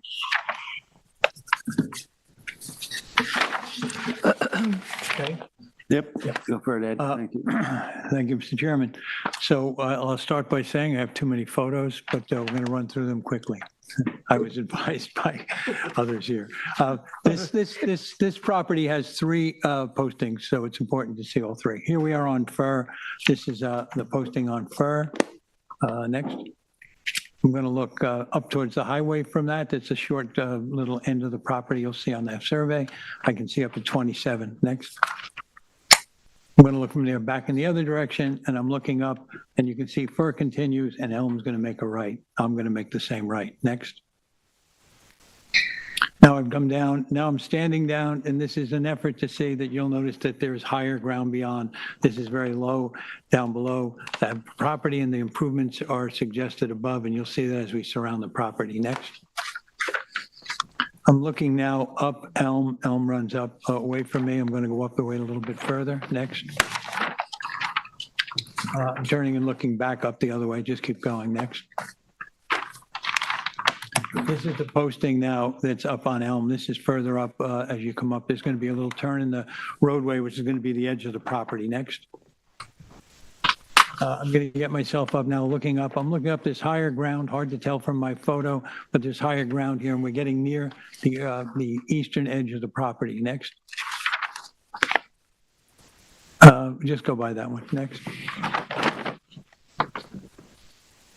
Okay, so what's happened here is this elm comes up and takes a big turn, and it's kind of important to know that just about where that turn is up in there, as we get up a little bit, there is the far end of the property, and that's going to shoot up back to an angle and then back up to Montauk Highway. Next.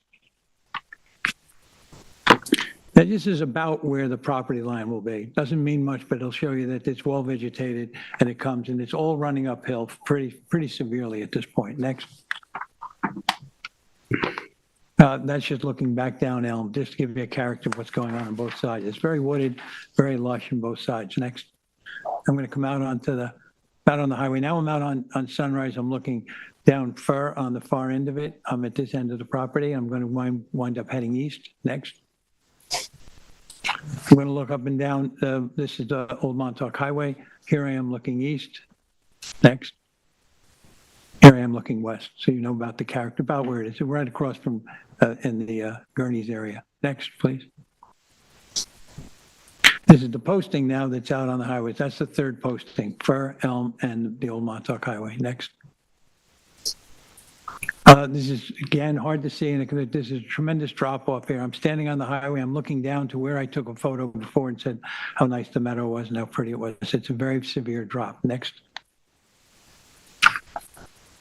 Now I'm up in an area where they're going to be talking about the improvements. This is important to notice that this is all fill.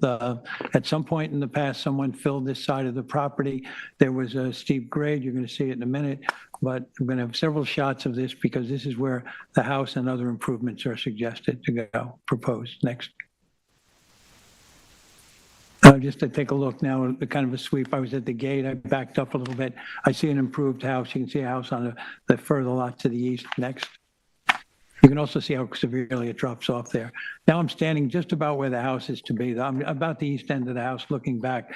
Again, bear in mind this is fill, so you'll see that as we see around the edges of it. Next. Now, it doesn't matter. This is just because we can see how this floats off. This is part of where I'm looking back down towards where the house wants to go from the spot I was standing. Next. I guess I just wanted to show you that the other property line where it was. Keep going. It's hard to see on some of these because it's. Now, I've worked my way just about as far as the fill is. That's that house we saw from a distance before. This is really just about where they're talking about outside improvements away from the main house. Next. That's it. Thank you.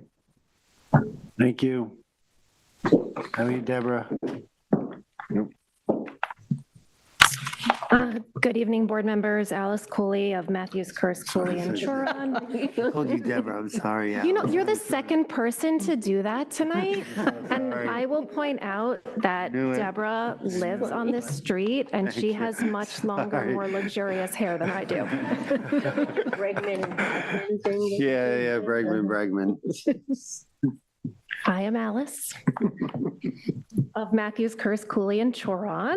I'm here on behalf of the applicant, Kevin Gaddy, who's here with me tonight, and his family, also with Shannon McCaffrey of Dewey's Planning. I was very pleased when I read this TAM because it acknowledges really how well thought out this design is for this very challenging site. So thank you, Tyler. Before I address the NRSP and variance standards as they relate to the wetland, I'd like to spend a little bit of time talking about what makes this site unique and how its layout and distinct topography dictate its design. While the front yard variances are technically required and could even be considered substantial, not only is this clearly the most practical and environmentally appropriate location on the site for the house, but this is the best location for an unusual and major reason. This property is burdened by extreme topography. If any of you have not had the opportunity to visit it, I implore you to get there. The pictures do not do it justice. I took a bunch too, and I thought, what is the point of showing it to you? It doesn't even remotely capture how steep the drop-off is. Only once in my career have I had another occasion to work on a site with such extreme slopes, and that was in the town of Southampton. We ended up asking for a height variance because of how hard it was to build on that site. Luckily here, there is a big flat area. This lot was created in 1962, prior to the adoption of our modern subdivision standards. If this lot was created now, it would look quite different. There are two relevant provisions in the subdivision regulations to consider. 220-106HE states, the standard subdivision design shall exclude the following listed features as buildable area. There's a bunch, like wetlands, and one of them is horizontal areas of slopes which exceed a grade of 20%. And 22-109 says configuration of lot lines where slopes, depressions, and elevations occur outside open space areas, lot lines shall generally follow such topographic irregularities so as to incorporate such irregularities into required side and rear yards rather than home sites. This proposal respects the intent of the subdivision regulations by concentrating the improvements on the area that is flat and not burdened by steep slopes. Furthermore, the applicant is proposing a scenic easement over the area of steep slopes, which is what would have been required during the subdivision process. Why am I talking to you about subdivisions? If you exclude those areas of steep slopes, and the wetlands, you actually get a lot area of 22,984. And if that was our lot area, it would reduce the front yard setback to 20 feet. Would you mind pulling up that chart, Tyler?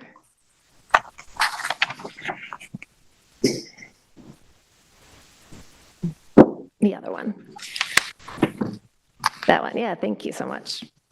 Using this approach, the house itself would not need any front yard variance, and only a 3.5-foot variance would be needed for the porch. So as to not be disingenuous, we analyzed whether the project would still meet allowable coverage, total coverage, clearing, and GFA using the reduced lot area calculation, and it certainly does, as you can see from this chart. It should also be noted that the road right-of-way is very wide on this area of Montauk Highway, so really the house is proposed 45 feet from the edge of the pavement. This placement is consistent with the setbacks of the other properties nearby. So at the very bottom of the steep slopes near Elm Lane, kind of near where the photo of the puddle was, there's a depressional wetland. It's clearly a place where the runoff from the entire area collects because of the topography. It's quite muddy and it wreaked havoc on my boots. Luckily, using this flat area of the property along Old Montauk Highway also makes for the most conforming area on site that places the improvements furthest from the wetland. This is consistent with 255-551D, preservation of natural resources, as the applicant is seeking reduced front yard setbacks in order to maximize the distance from the wetland. In addition to placing the proposed improvements on the most conforming location on the site, the house is designed as long and narrow to maximize the distance from the wetland.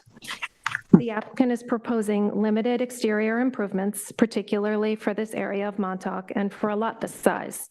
They're concentrated in the most environmentally sensitive and conforming area on the site.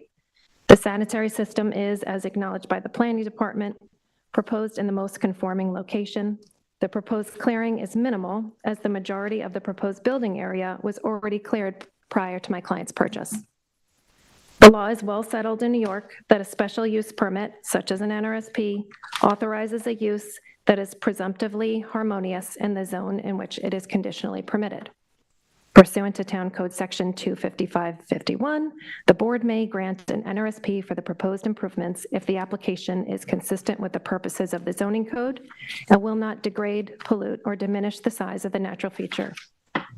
There is no evidence in the record or the TAM that the proposed improvements would have any negative impact on the wetland. There is a substantial natural buffer between the proposed improvements and the wetland, which will help intercept sediments and nutrients associated with any fertilizers. The house itself requires a wetland variance of 6.5 feet at its closest point, though the majority of the house meets the setback. Only about 550 square feet of the house itself is within the 100-foot setback. The deck requires a 10-foot variance and the pool patio a variance of 5.5 feet, though the pool does meet the setback. I don't think the garage should be counted as a separate variance, as it is part of the house. The grant of the variances will not produce an undesirable change in the neighborhood or community, and certainly will not create a detriment to nearby properties. This property has been a bit of an eyesore prior to my client's ownership, and I think the neighbors will be pleased to see it improved and no longer a dumping site. This proposal is entirely consistent with the surrounding properties, particularly given how large this lot is. Could you show that other chart with the text map? Thank you. If you can see the colors, yeah, I can see them, okay. You can see from this chart that many of the homes in the vicinity of this project, which is mostly improved with very large homes, exceed the proposed GFA. We analyzed 24 nearby properties, just ones in the immediate vicinity. 12 of them, which are shown in green, have a greater percentage of allowable GFA used and more GFA than this proposal. 4 of them have a greater percentage of allowable GFA used, but less GFA total because they're on much smaller lots. Those are the ones in blue. And 8 of them have a lesser percentage of allowable GFA. There are no feasible alternative methods to achieve the benefits sought in lieu of the variance, as this lot is quite constrained. The applicant has designed the best possible proposal while being constrained by the steep slopes and the proximity to the wetland. These wetland variances are not substantial. The grant of the variances will not have an adverse effect or impact on the physical or environmental conditions of the neighborhood, as the applicant is utilizing the area that's already cleared and the flat portion of the property, and is actually leaving over 76% of the lot undisturbed. 76, that's a lot. Not touched at all.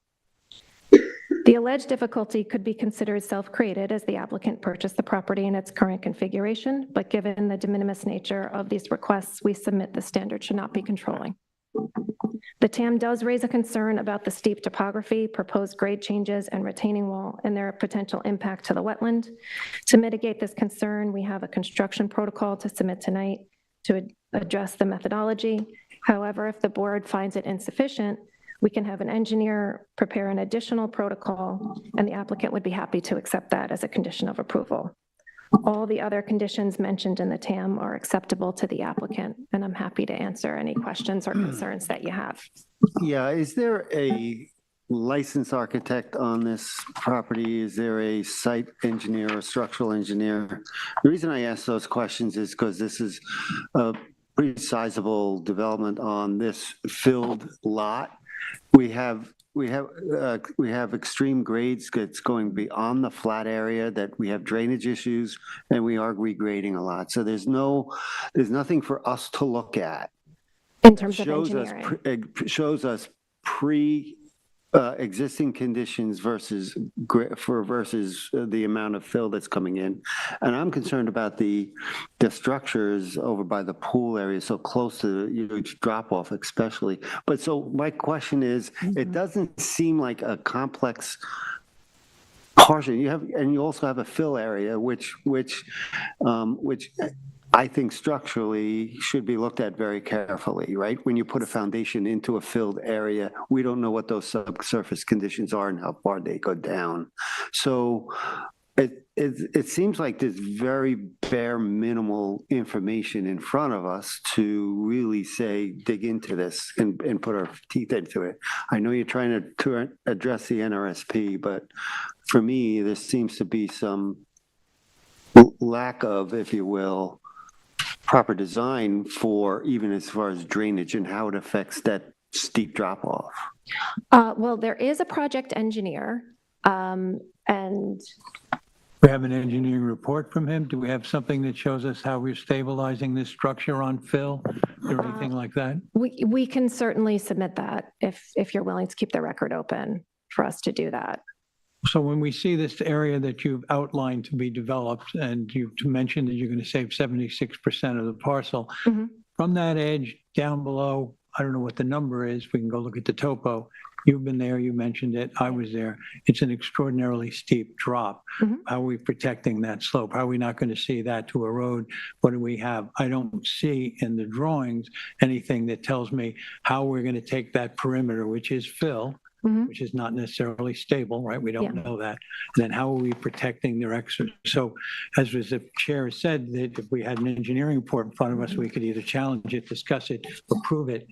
But I'm not sure what I'm looking at when I'm standing there in terms of the stability of a structure that size on fill, surrounded by a tremendous drop off. We can talk about fill in other areas. Generally, it's fill at grade. It fills in a hole. It's got stabilization around it. Here, that's potentially a very unstable platform or plateau. So that's a question. Now, there may be a very solid answer you have, but it's not in the documentation we're looking at. We don't see that. So maybe your engineers looked at it, your architects looked at it, your clients looked at it, and that's all been good. But I don't know what we're, as the chair says, I don't know what we're actually examining here in terms of engineering. And the other concern I have is the drastic elevation changes that are required for the swimming pool. Yeah, so we do have a structural engineer. And that's Matt Sherman, and he has analyzed this project. But if you want us to have the engineer to put in materials for you to review, we can certainly do that. And in doing so, we can also address the pool and the engineering associated with that. Okay. I think that's necessary. Yeah, I mean, I understand, Roy, what you're saying about the soil analysis, but that has been done, but you haven't seen it, and you have to satisfy yourself that it's acceptable. So I We don't know, and it doesn't seem like the information that we have in front of us, it doesn't seem like that analysis has been done. So I think that's critical to, before you even think about putting a structure on a property with fill. Oh, certainly. That's, I mean, we all take that very seriously. My client takes that very seriously. This is going to be his home with his family, so, and this is not his first time building a home. You know, are we on 3 foot of fill or 9 foot of fill? That's a question we're going to ask right away. 3 foot of fill, your foundation may be down undisturbed soil, but we don't know that. Got it. Somebody's going to have to say the quality of the land it's sitting on, and then the other engineering factors that have to go into stabilizing. There's a large structure. It's going to be something that, and not only, there is as the vice chair has pointed out, all of that area, the talking about recreation area, the pool has a whole nother series of questions about the topo. I think we need, as has been pointed out by everyone here, I think we need more information where we can say, well, that makes sense or it doesn't make sense. Understood. And then I thought I heard you say you are putting into the record tonight a protocol, a construction protocol? Yes. So we haven't seen that yet, right? Exactly. okay. Any other questions? I'm good, no? We can hear from planning. Tyler? Tyler Borzak for the Planning Department again. So this parcel is located on the north side of Old Montauk Highway in Montauk. The project before the board is to permit new construction on an unimproved parcel, including a new residence, attached garage, swimming pool, pool house, retaining walls, and associated structures. The subject property has some fairly unique features which create difficult development challenges for the applicant. The parcel contains significant slopes with a small flat area near Old Montauk Highway where development of a residence and associated structures are most reasonable. The parcel is somewhat large for the area at 56,128 square feet, which requires a 40-foot front yard lot line setback for principal structures and a 50-foot setback for accessories. With 3 front yards, Old Montauk Highway to the south, Elm Lane to the north, and Fir Lane to the west, a non-standard shape to the parcel, and depressional freshwater wetland to the north, the conforming building envelope is constrained. Utilizing the flat area of the lot to the southeast is likely the best option for development. The question is the proposed development the appropriate size, layout, and level for the constraints of the parcel? The proposed residence is a 6-bedroom, 2-story residence with a gross floor area of 3,366 square feet. Given the size of the parcel, the size of the residence would be reasonable development. However, the proximity to wetlands, extreme slopes, and front yard lot line setback variance requests might be more than is appropriate. The project is proposing limited decking around the residence itself with a 2nd-story deck over a proposed 1st story on the east side of the residence, representing the majority of decking attached to the house. The proposed swimming pool and pool patio would be the other exterior space proposed and is located partially within setbacks to wetlands on the property. The patio around the swimming pool is small, with the pool itself equally sized. This area of the parcel appears to require regrading in order for the pool and patio to be installed, and should be looked at closely by the board to determine if it meets the NRSP and variance standards. The extreme slopes over a large portion of the property raise serious development constraints that the applicant needs to deal with and force specific design choices that the board will need to examine. There are several factors to weigh when examining the project, centering around the location and size of the proposed residence, as well as the location of the proposed swimming pool, patio, and pool house. The 3,366 square foot residence with attached garage is a large structure that requires setback variances from both wetlands to the north, as well as substantial front yard lot line setback variances to the south. The wetland variances are small, 6.6 feet for the residence and 10.5 feet for the decking. However, coupled with the approximately 50-foot front yard setback variances may suggest that the development is too large for the constraints of the property. It is worth noting that the road right-of-way in this area is very wide, with approximately 45 feet from the edge of pavement to the applicant's front yard lot line along Old Montauk Highway, leading to the front yard lot line setback to appear larger than it is in reality. Additionally, Section 255-5-51D2 of the NRSP standards suggests smaller buildings or structures, but it also suggests reduced yard or other setbacks in order to reduce impacts on protected natural features. The specific conditions of this parcel do point towards reduced front yard lot line setbacks in order to push the proposed residence further from wetlands and also to keep development off of the steep slopes in the parcel, which directly impact those wetlands. The question for the board is the size of the development appropriate and reasonable to grant front yard relief in order to push the structure further south on the parcel, or is a smaller residence more appropriate? Reducing the setback to approximately 20 foot required for a smaller parcel, less than 40,000 square feet, may be a reasonable design and request if the board feels that the applicant has done enough to design the project to reduce impacts that then justify reducing the front yard setback requirements. In addition to the proposed residence and swimming pool, swimming pool with associated structures, the proposed sanitary system is located in what is the most conforming location available in the southeastern corner of the property. And the leaching structures meet the required 150-foot setback from wetlands. The applicants are proposing to include a scenic easement, which would protect the steep slopes between the residence and the wetlands in perpetuity. A fence is proposed to be constructed along the edge of the clearing, which appears to function as an enclosure for the swimming pool, as well as just fencing for the property. Fencing would help to reduce the possibility of inadvertent clearing in the future as the property is improved. A retaining wall is proposed along the northern edge of clearing near the swimming pool and eastern side of the residence so that grade can be leveled out in order to install the swimming pool, patio, pool house, and associated structures. No significant details have been included regarding that retaining wall, and the applicant should address how much fill will be brought in or removed in order to level off that area around the swimming pool for its construction, as well as the construction of the proposed sanitary system. Changing grades significantly in jurisdiction of wetlands can have unintended consequences, so any changes to those grades should be clearly shown for the board to make an informed decision about the impacts the swimming pool might have. Based on the survey and what appears to be proposing, the elevation of the swimming pool appears to be around an elevation of 76 feet, which, if accurate, would require raising the elevation 10 to 12 feet at the lowest point to bring the grade up to what looks like the proposed elevation is. Further information should be provided by the applicant on this, but if such drastic elevation changes are required for a swimming pool, it may not be appropriate structure given the constraints of the property. Along with the existing and proposed scenic easement, there are not many other additional options for the board for mitigation. Other than that, I can answer any questions you might have. I don't have questions, but I would share all these same concerns. The ones you just brought up, especially at the end, the pool area, that did drop off. One of my photos didn't show. Well, that dropped pretty dramatically. Right. So now we're talking about that.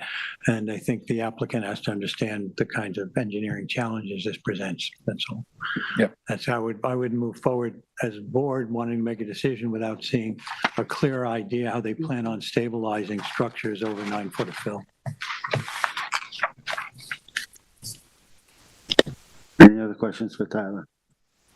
I mean, I assume there will be some drastic retaining walls. Yeah. I'm looking at maybe 10 to 12 feet potentially. It's a pretty sizable retaining wall. Hey, on the survey? No.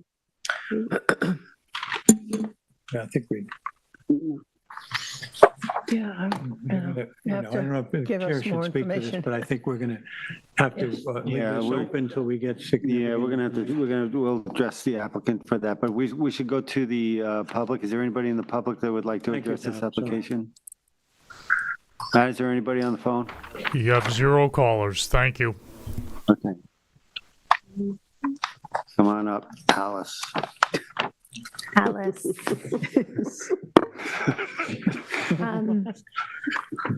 So I understand what the board wants to see. This project has been a long time in the making.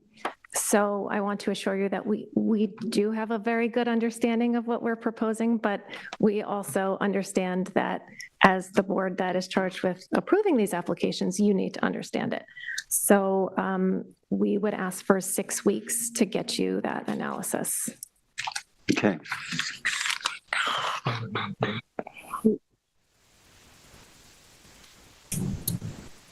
I want to say 30 days, but with holidays coming up, I don't think that's going to work.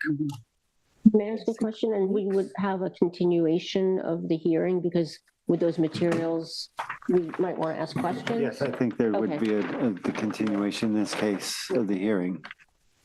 Right, because otherwise we couldn't create a new You have an record. architect already? You do have an architect on this site, on this project?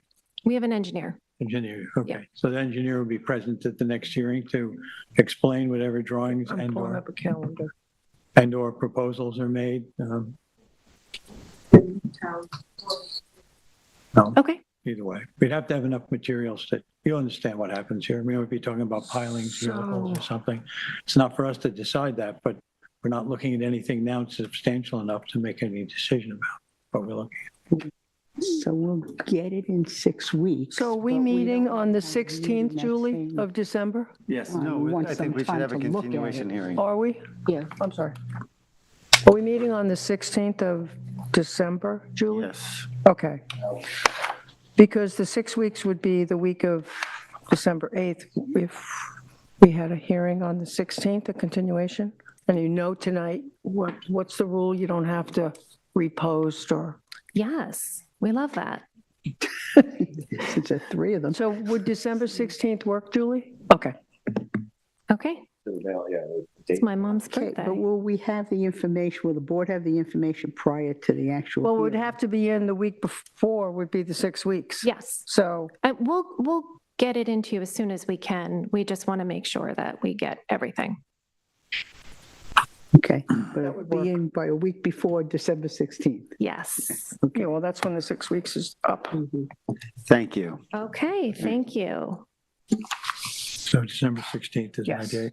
Have a nice Motion to evening. keep, yeah, we should probably have a motion just to I think we do, right? Yeah. To continue it and set the date. to Yeah. continue Keeping the hearing open. and Okay, I'm making a motion to continue the hearing until December 16th. On And the September, record open, yeah. Okay, then in the matter of Kevin Gaddy's 276 Old Montauk Highway, Montauk, Suffolk County Tax Map 300-87-02-32. I'd like to make a motion to leave the hearing open until December 16th, to enable the applicant to provide additional information concerning both the engineering and possible construction of this project.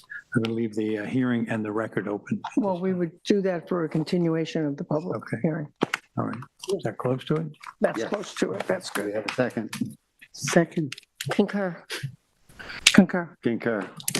Thank you. And I won't make that mistake again, Alex.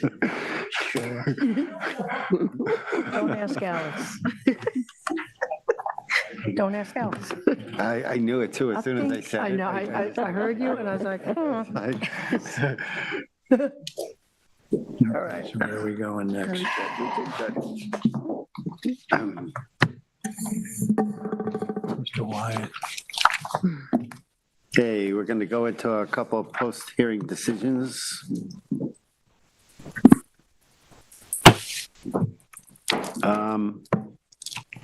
We have Hampton Wyeth at 10 Tyson Lane in East Hampton, Suffolk, tax map number 300-189-6-7.2. Size and location is 71,196 square feet. At 10 Tyson Lane, map of James Tyson, lot 15, map number 4863 in East Hampton. The description is to allow an existing 902 square foot structure to remain as an accessory structure greater than the maximum allowed gross floor area and to replace a 4-foot fence with a 6-foot fence within jurisdiction of minimum setbacks of freshwater wetlands.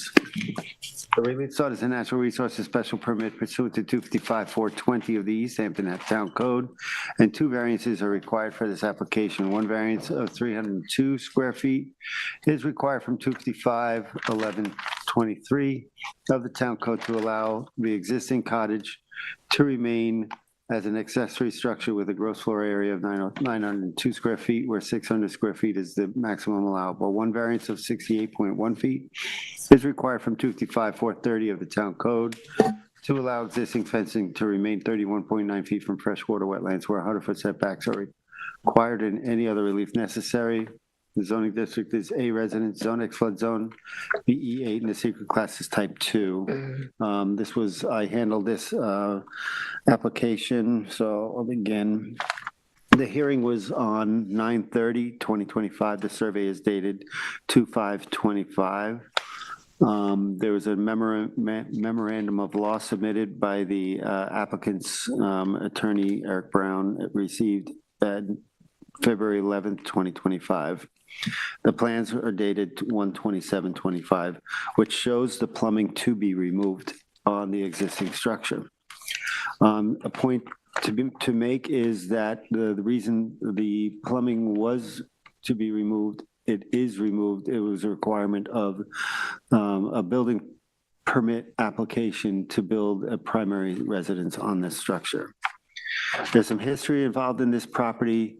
Most noteworthy, in my opinion, when we're dealing with areas of accessory structures, we look to scrutinize it closely, and I think we have to we look for uniqueness on this. There is some history involved here. There is also noteworthy is the owner has purchased a number of lots adjacent to both lots, to the west and to the east and to the north of this property. As far as further lane, there was a storage structure that has been already demolished, and there is an art studio that's on there that is being proposed to be removed to another lot on I think it's 310 further lane.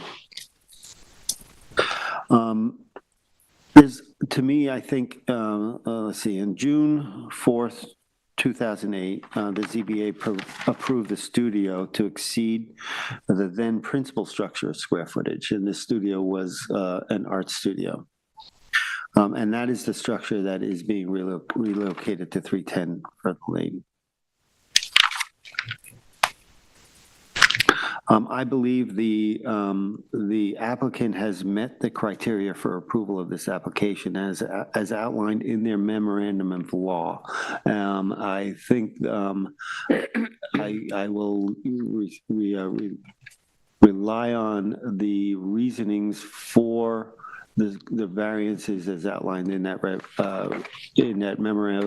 memorandum of law, because I agree with their assessment, and I believe they do meet the burden of proof of uniqueness on this property, being it's in common ownership with the family that has bought the lots all surrounding it, and I do not think it'll affect the character of the neighborhood. So with that, I vote to approve this application. Ed, you want to try it? Sure. Yeah, I don't have a lot to say. I think that it was a pretty straightforward application. I think the history was important. The fact that this building was there, they agreed immediately, and before they were in front of us, they had already taken the plumbing out of the structure. They agreed it would not be used as housing in the future. It's an accessory building. It is something that is larger than we generally would allow. And on this particular spot and the usage it's going to have, I thought it was not going to affect the character of the neighborhood. I think that they own the adjacent parcels is fine for now, but we have to think for the long term that may not be the case. I think even if that's the case, I don't see this as presenting any kind of detriment to a future neighbor if it was not in common ownership. I didn't find any reason not to think this was something we could approve. Nothing jumped out at me about it. I thought their reasoning was logical. They wanted to save what they consider to be a historic cottage, and the intention now is to use it as a playhouse for children. The restrictions we put over it, the removal of the plumbing, they couldn't reverse that very easily. I agree that this is an application that is not difficult for me to approve, so I'm approving it at this time. Thank you. Jane? Thank you. I agree with my fellow board members who have spoken so far. I will just cite in particular that there was testimony that the ARB in their review of the property was pretty specific. They would like to see this structure preserved in its sort of proportions, which would reject cutting 300 feet off of it. Also, aside from the fact that they have already removed the plumbing in the kitchen, we did ask Mr. Brown during the hearing if they would be willing to add more protection by putting a covenant that it will never be used. So I think that's helpful as well. And with respect to the standards, there's no other method to achieve the benefit than the variance of the size of the turning it into an accessory structure. I don't think there's any undesirable change in the character of the neighborhood. In fact, I think preserving historically meaningful structures, especially ones that have an ag look to them in an ag overlay, is important. And I also believe that, I know that Tyler in the TAM had put in a series of, different applications, and there was a precedent similar for approving a, fairly sizable square footage variance also for a historic structure. And so all in, I'm approving that. And are we talking about the fence variance as well? Fence, yeah. So I'm going to approve that. I also think it means the, excuse me, sorry, having a little breathing problem tonight, meets the variance standards, and it's really replacing a fence that already exists. So I will approve that variance as well. Thank you. Terry? Okay, I agree with my fellow board members. I don't have much more to add. Just as far as the fence, it's a 68.1 foot variance, which can be substantial, but one question about that. Brown did state that part of that is to keep it closer to the cottage, and it will help protect people from going through there over the dunes, and vice versa, people coming through the dunes and trying to come to the carriage house.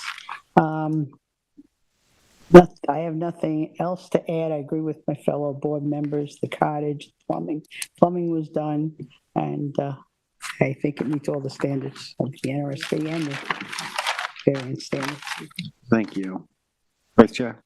I agree with my fellow board members. I do believe, though, that we should have a covenant on that structure so that it doesn't become a guest house or a caretaker house or something like that. As the kids get older, they may want to live in it. And also, in terms of the fence, I was a little back and forth about it because there is a conforming location. And usually we include a fence of 4 feet concurrent with a clearing boundary during construction and maintenance to limit clearing or revegetation. But I think in this case, it's fine to approve as is. So I'm in agreement with my fellow board members. Thank you. Council, we good? Thank you. Before you read the next one in, I'm recused. Thank you. John?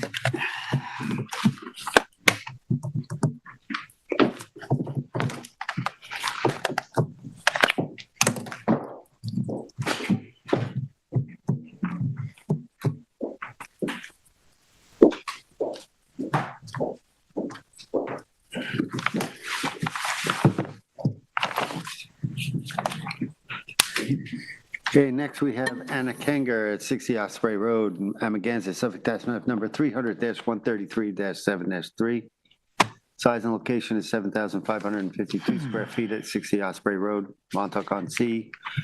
Section A, Lot 115, and map number 2438 in Amagansett. This description is to construct 831 square feet of first and second floor story additions, an approximately 200 square foot roof deck, 100 square foot first floor deck, new stairs, entry, upgrade the existing sanitary system, and to clear approximately 1,000 square feet of vegetation outside of the town's pyramid regulations and greater than the maximum allowed height on a parcel of land with dunes, dune land, and beach vegetation.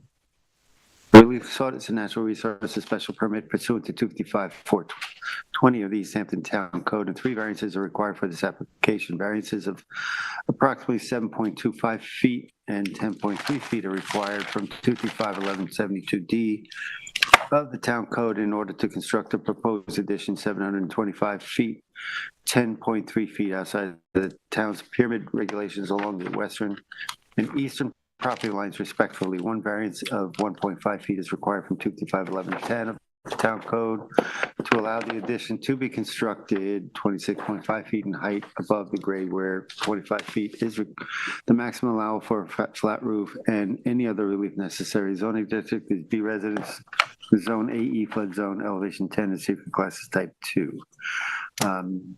John, I think this was yours, so you want to kick us off? Yep.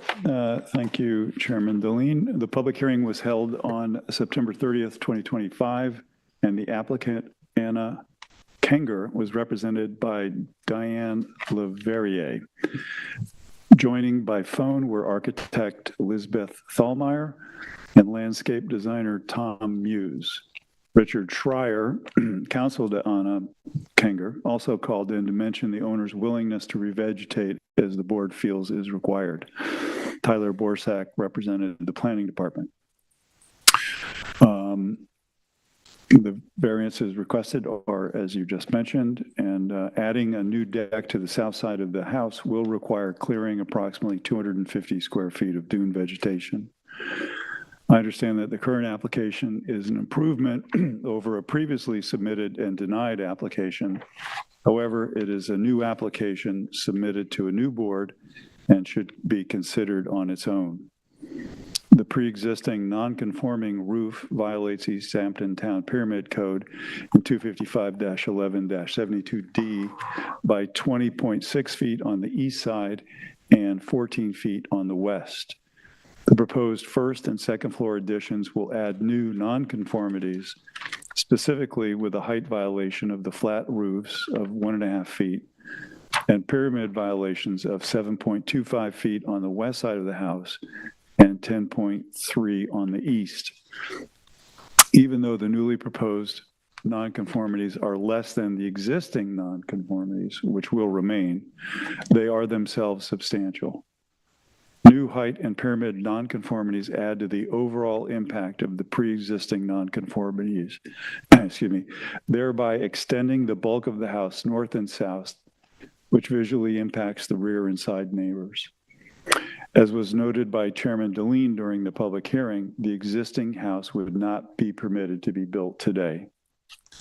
Even though what is being proposed might conform to 56 Osprey to the west, a looming structure, in the words of the agent, it will not conform to the character of the Montauk-on-the-Sea neighborhood of Napeague, with its typically small lots and accordingly sized homes.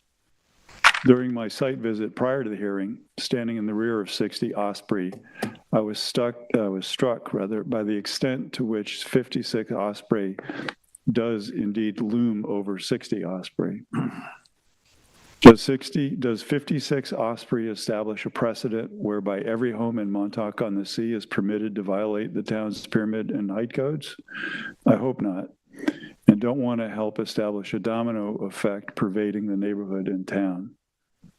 I struggle to find a uniqueness rationale for approving this application. This lot's size, shape, neighborhood, and situation within dune land constrains what should be built.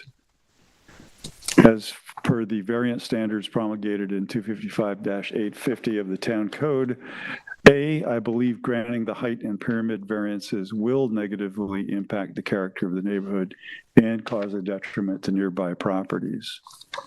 B, I'm not an architect and don't know how the owner can feasibly add GFA to the house without requiring variances, but I would imagine there are means to do so that would require less substantial variances. C, even though the height and pyramid variances requested are less than the existing nonconformities, they are substantial nonetheless. Whether the grant of the variance will have an adverse effect or impact on the physical or environmental condition in the neighborhood or in the affected area of the town, for me, this is the crucial consideration. I believe allowing additional bulk with pyramid and height variations does adversely affect the physical condition of the neighborhood and establishes or sanctions a negative precedent.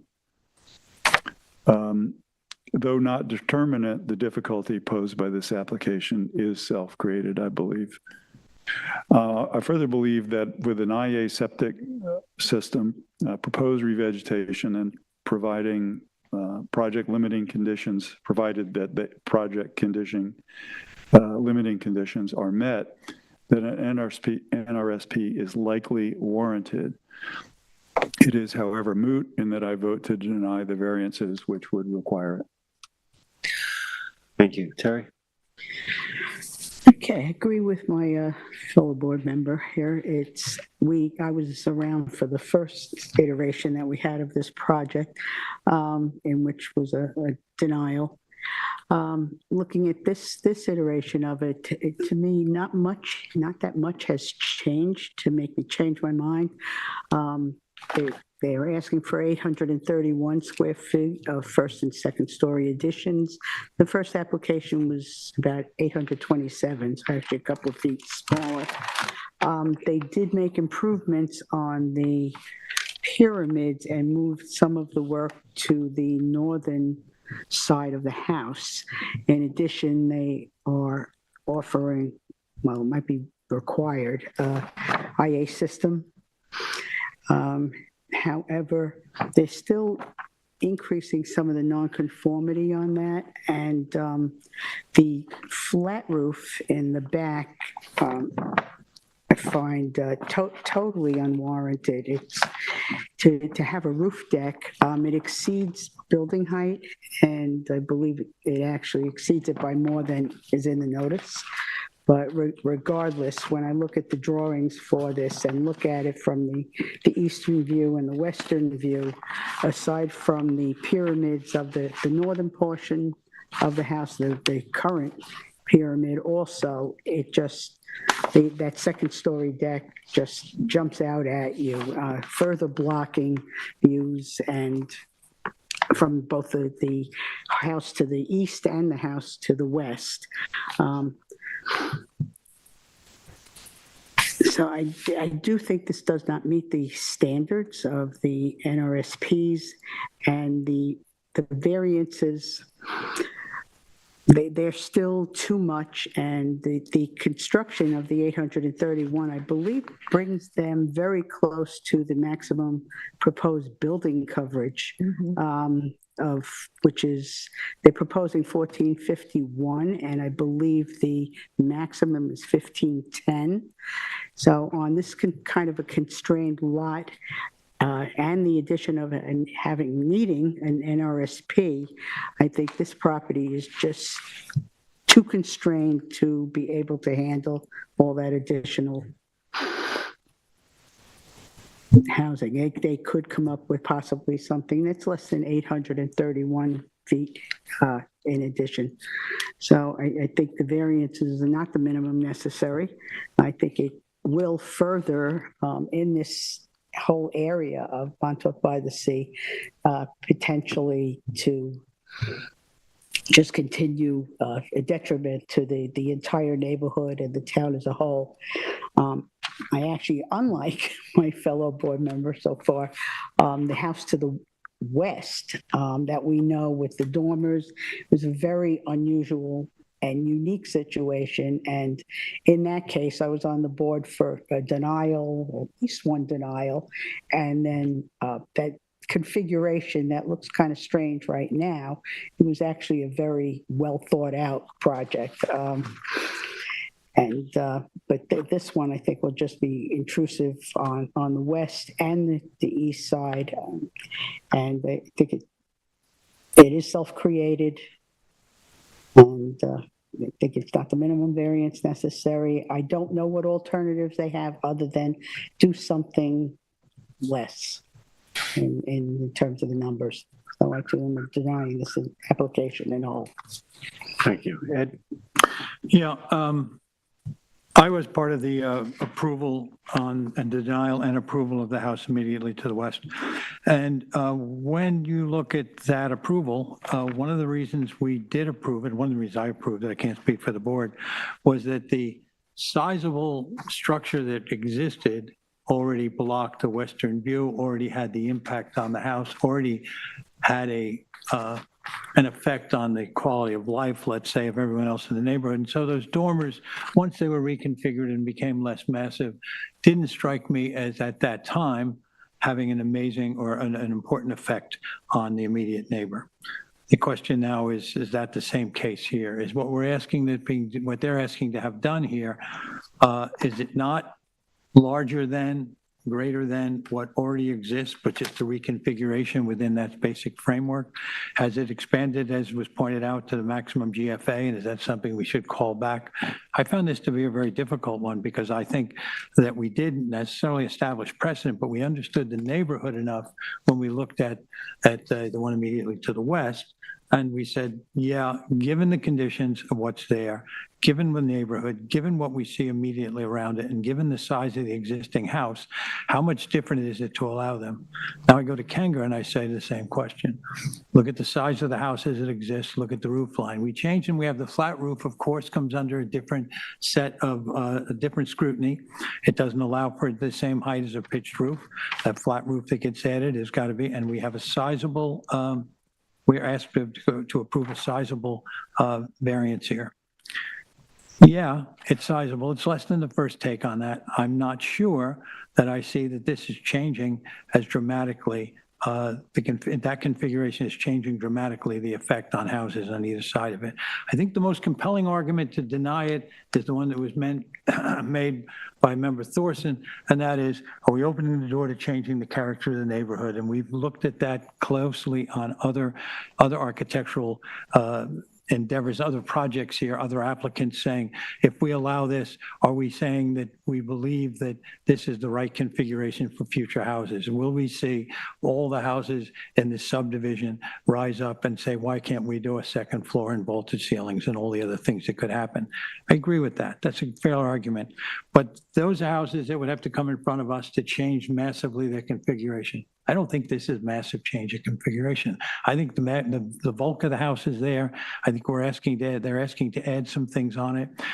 When we denied the last one, I will say one of my main considerations before we talked about elevation was the fact that it was moving, they were changing the footprint to the south, moving into the duneland. That was a no-go for me, and I know that was a quick denial in my mind because I was not going to approve a movement further into the duneland. When I come back here and I look at this one and I see what's there, I appreciate what the other members have said. I don't think there's anything wrong about what they've said. I just ask myself when I'm done, is this a significant change from the existing house that is really having an adverse effect on the neighborhood? I think the argument about character is one that has to be considered, but all in all, I think this was a fairly reasonable approach on how to add space, kind of contract it in a way that it did not expand into duneland. And I did not feel that it particularly doing anything that's significantly different than what is already there. So I am going to approve it, and with reservations and with agreeing with a lot of what I've heard. But nonetheless, on the bottom line, I don't think that we're approving here opens up a precedent for all the other houses in the neighborhood. They have to come in front of us and they're in their own neighbor. I think where they sit here, with the one immediately to the west, with what they represent in terms of mass, I am not offended enough to think that I'm going to deny this. So I will, Mr. Chairman, approve this application. Vice Chair. Thank you.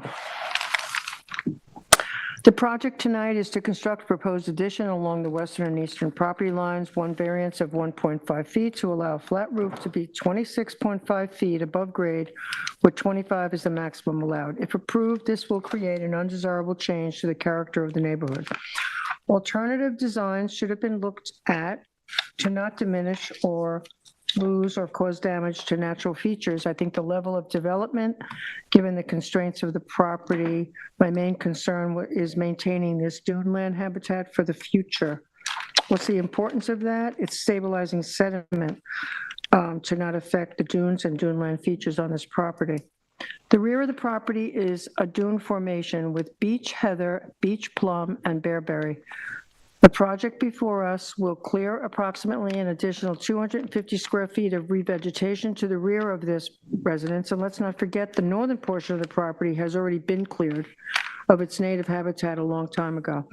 This will set, I believe, a poor precedent if approved, because many of the neighboring properties are modest in size, and I do feel this will change the character of the neighborhood.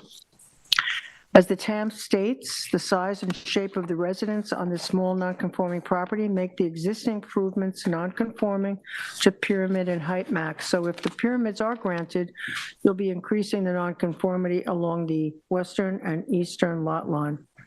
Whether the grant will cause an undesirable change, I believe it will. Whether the benefits sought by the applicant can be achieved by some other method other than an area variance, I believe it can. Whether the area variance is substantial, yes, this is very substantial. Whether the difficulty causing the applicant to request an area variance was self-created. Yes, alternatives could have better addressed the substantial variances and the detrimental impact it will have on the neighborhood. Alternative reasonable uses of the property do exist. And the project, I don't feel, will be compatible with its surroundings and with the character of the neighborhood and of the community in general, particularly with regard to visibility, scale, and the overall appearance of this project. All of the improvements involve more clearing of beach vegetation in an area characterized by sensitive duneland beach vegetation, which exists throughout the entire area. This is part of the reason why we'll be denying this application in its entirety. Thank you. So for me, it comes down to the applicant's presentation on the hearing of whether or not this is the minimum request necessary or the minimum variance necessary. And they tried to prove it. They talked about meeting plate height, and that was a reason for their stating it. But if you look at the drawing, it's plate height of the second floor. It's not a plate height of the first floor, which to me, like if they're looking for additional square foot, I do believe there's an alternate design necessary. And I think rather than piercing, and I think the variances are substantial here, that rather than piercing pyramid in height, they could have increased the square footage of the house, make it more livable for them by lowering that and bringing it down into the first floor, matching the first floor plate height. So I think there are alternative designs that they could have come up with. I do agree with the assessment of the property to the west that had my 4 other board members that were present at the time, like me. I do feel that great scrutiny was done on that, and the impact on that relative to the existing was a lot less. This has a bigger impact visually. It has a bigger impact in the character of the neighborhood. Does have an impact on the environmental conditions of the property. I too will be voting to deny this application. I think there is a viable alternative to increasing square footage and usability of the structure rather than what's been before us. And that's the reason. So I would vote to deny it as well. Good, counsel? Thank you. All right. Thank you, John. You're welcome. Thanks, John.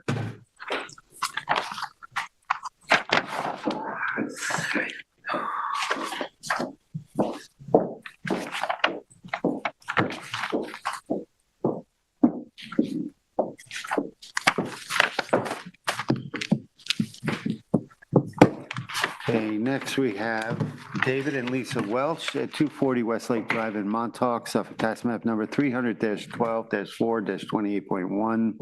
Size and location is 55,371 square feet at 240 Westlake Drive, lots 4 and 5, block 155 in Montauk Beach. Development Corp.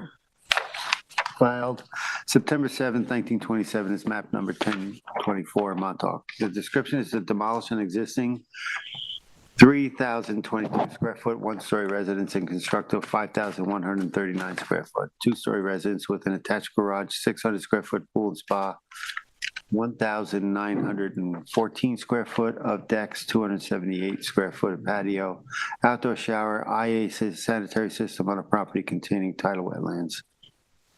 Relief sought is a natural resources special permit pursuant to 255-420 of the Town Code, and 1 variance is required for this application. A variance of 21 feet is needed from 255-375B to construct the IA sanitary system from 179 feet from the wetland where 200 feet is required and any of the relief necessary. Zoning district is A residence, X flood zone, and VE8, and secret class is type 2. Ooh, This was mine. okay, go for it. Yeah, okay. I'll tell you right now, there are questions in terms of some of the numbers on this application that I still can't figure out and get straight. The application is for an NRSP, and the variance of 21 foot for the IA system. The hearing date was on September 30th, 2025, and we had submissions at that time on September 26th.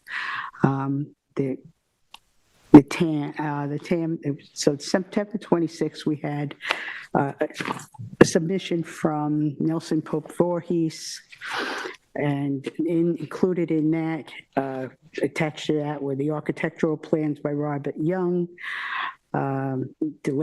Delandro Andrews Engineering sanitary plans that had been revised, and the whole list of documentation that up to that point. There were previous submissions on this going all the way back to August of 2024, and I'm not going to address what changed during all that time. So what I want to start with is with the hearing. Beth Baldwin was the attorney representing them, and Robert Young was the architectural person from that firm, and Nelson Pope Voorhees. The documentation that we received was by Justin Ames, excuse me, but the person at the actual hearing was Brent, and I didn't catch his last name, but so on the 26th of September, we got the submission, and this is the one that we had in hand at the actual time of the hearing. They had submitted the documentation. Actually, we didn't have everything in hand at the actual hearing. But the plan had been updated numerous times. And the survey that it was using was March 6th from 2025 at the hearing. And 3/26/25 for the submitted plans. So a lot of the discussion, it's for an NRSP, and a lot of the discussion at the hearing, one of the things in the TAM, well, a lot of things in the TAM, but one of the things in the TAM had recommended that perhaps the planning department had recommended that perhaps the sanitary could comply better with the setback. It's listed at 179 square feet from the wetlands, where 200 was required. There was some discussion at the hearing whether it should be 200 or 150 by Beth Baldwin. Regardless, what the applicants did at the hearing was come in and state that they could move the sanitary system so that it met only needed a variance from the 200 feet of a half foot. However, the discussion in the hearing was that type of system would require some ejector pumps to be included in the septics, and it would push out some vegetation, some trees would possibly have to go. The chair brought up the discussion on the sanitary system and the ejector versus the gravity system that was originally suggested, and at the 179 feet from the 200-foot wetlands. And the board at that time did collectively agree that we preferred the gravity method, and so the applicants were going to revert back and submit new plans with the original septic location in it.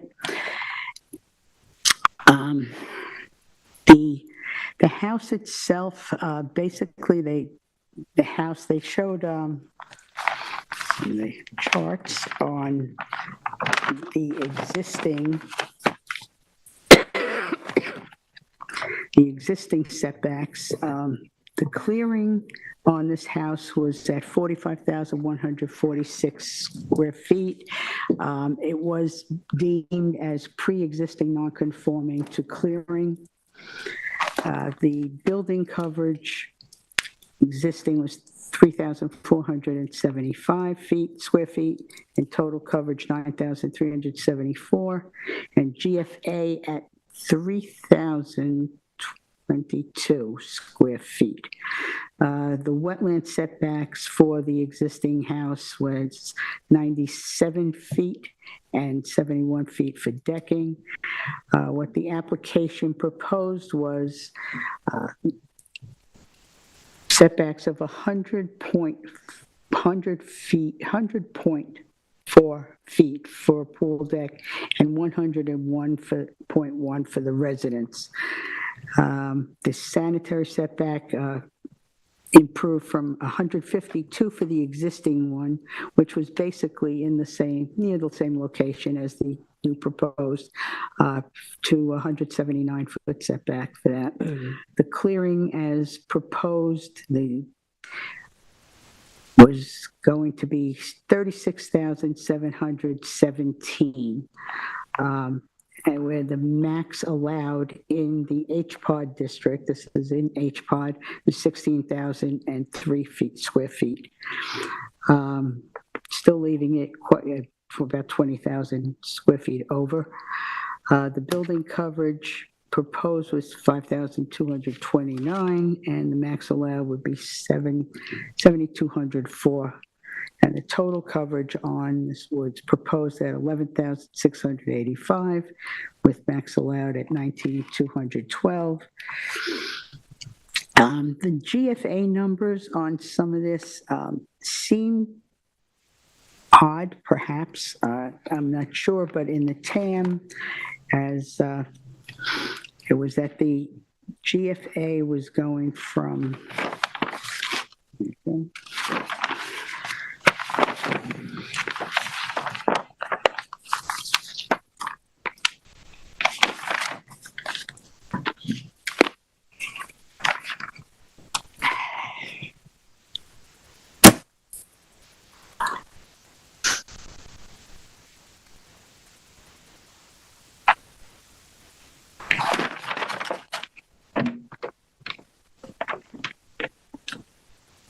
3,022 square foot, 1 foot resident, 22 square foot, 1-story residence. And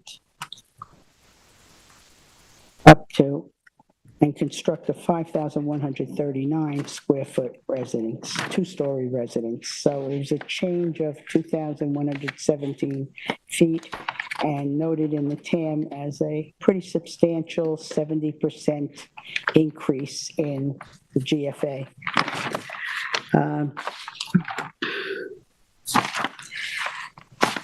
I tried to go back on the history of this application and the house and the changes that had happened along the way, but there's a history of this with the ZBA and applications that had gone in and out from the Can I ask a question? Yeah. Do we really need to get into that? This is a Well, redevelopment of a property, so once okay, they redevelop, we start from new, so treat it like a new property. Okay. Thank you. So going back to the hearing on the 30th, Grant Reiner from Nelson Portman Voorhees. So the applicants were offering, there had been an existing scenic easement on the property, and the applicants were offering to increase the scenic easement from there was a 50-foot wetland buffer proposed, and they were offering to increase that up to a variable line of 75 foot and revegetate to ultimately bring the application into still quite a substantial under the clearing allowance, over the clearing allowance, rather, of about 20,000 square feet.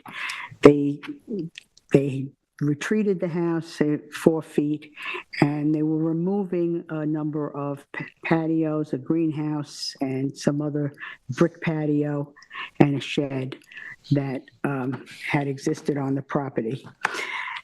And that those were all more seaward of the home. And so the house and everything retreated back. The pool is at outside of wetlands jurisdiction, but 100.1 foot for the pool. And so the discussion there, it was a big improvement on it, and they were offering to revegetate naturally and a no pesticide, no mowing zone of native species, and there was a revegetation plan that has been submitted. We left the hearing that night with them to redo the documents to revert back to the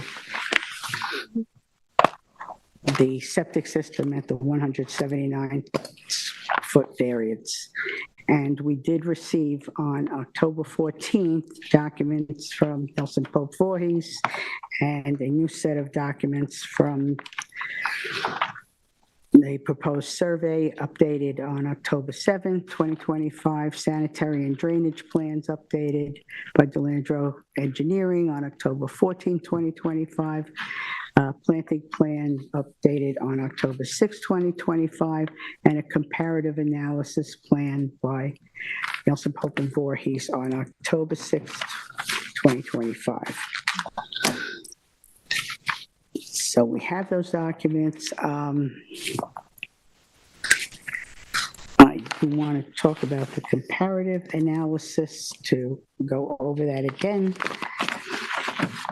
And we have the existing, if you look at that, it shows all the changes and the total picture of the plan and the proposed wetland buffer area, non-fertilization, and the lot building coverage numbers, which Again, I'm just going to interrupt. This is all part of the record, Terry, so we can kind of get to the summation. Okay, so the bottom line on this is that I do think it meets the NRSP standards. The environmental improvements are obvious. This replacing turf grass that covered almost the entire area that will now be vegetated up to almost the area of the structures on this, and the sanitary system variance of 19 feet, 21 feet rather, is de minimis. I think meets the variance standards. The alternatives have been discussed on that, and this was the minimum variance necessary for the septic. So with these documents on this, and I am going to approve this application. Thank you. Ed? Yeah, in this application, the one thing that's most seriously to consider about this to start with is the fact that the residence is going from 3,022 feet to 5,139. That's a significant increase in the size of the structure. We start there. This is property that's on the lake, so of course it's going to require an NRSP. I think significantly the work that was done in the planning here resulted with they were required to get an NRSP and one variance. That's the only variance, was the one for the septic. Discussion's already been brought up, but what went on that night by Member Berger, they had originally said 179 feet. They tried to work hard to see if they could reduce that. 199.5, the chair brought up that adding a complication of pumps and things that if we were already happy with the 179, which it seemed like the planning department thought had described as in the best possible location, that why don't we do that? So What we come down to very quickly is a retreat of a house from the water, which we propose. No variance is needed for the new structures of any sort. And then the major question was, what were they going to do for us beyond the IA system to protect the lake? The suggestion in the TAM was to do an additional 75 feet back as a buffer, an additional buffer. They came up with a more imaginative plan where they have a bit of a semicircle and it's going to curl up. The square footage is the same as if it was a straight 75-foot. It turns out that with that configuration, it allows the applicant a little more space for children and other activities on a lawn. When we asked the planning department that night, they had no problem with it. They thought that we got basically what was a good buffer, a solid one. There was some discussion about access to the beach and allowing revegetation on its own naturally down on the beachfront. All of these were positives. It wasn't a hard one for me. I think in the end, this was an applicant that thought long and hard about what they'd have to do by living on the lake. They retreated the house. They made sure that it didn't require variances in any one direction. The numbers have already been gone through about all the various coverages. I think the fact that it does not come close to, it's 20,000 feet shy, that what they've added is a reasonable effort. It was pointed out that night that that this had been previously cleared, and so this is a lot that was cleared all the way down, a lawn all the way down to the water. We see a retreatment of the house. We see a revegetation of that area. We see a new IA system, and we're not required, as long as we're willing to accept where the septic went, where we all agreed to, was only that one variance. I'm going to approve this application because I think that it was well thought out. I think it was well presented. Thank you. Jane? Thank you. Excuse me. So we know this is a 1.1 acre lot. It's located on the southwest part of the shoreline of Lake Montauk. And, just to review the context here, which does contribute to my consideration of this application, right? Lake Montauk, significant fish and coastal wildlife habitat, component of Peconic Estuary, critical environmental areas. The parcel is within the Lake Montauk scenic area statewide significance, and the SAS report does mention that residential development around the lake is identified as discordant feature with SAS, while natural vegetation is desirable. And as we know, it's also in NHPOD. And the planners remind us that Lake Montauk itself is very challenged and, if not, impaired water body. Just a couple other statements from the TAM. The protected natural resources need to be conserved and enhanced as much as possible to maintain the character of this area, and including limiting the amount of development. Okay, so,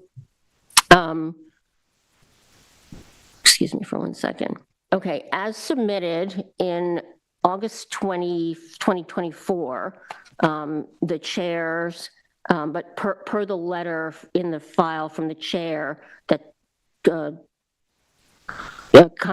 called the application complete, it was that completion happened 5 weeks prior to the July 1 effective date of the revised GFA code. So as the applicant said during the hearing, as they are permitted, they are, quote, exercising their GFA grandfathering.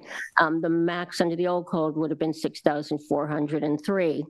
The original application, as it was cited in the application itself, and also in several memos that are in the file from Nelson, Pope, and Voorhees, put the GFA at the proposed GFA at 6,404.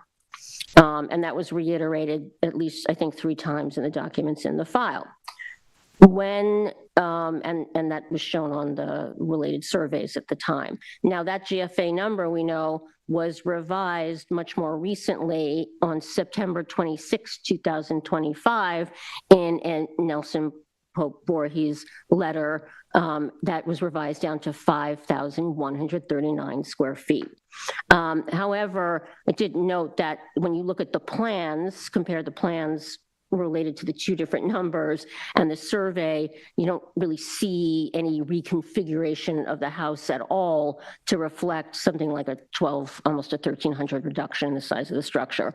So we explored this during the hearing, during the public hearing, given that the code specifies that, quote, spaces with ceilings of spaces with floor to ceiling height in excess of 15 feet shall be counted twice.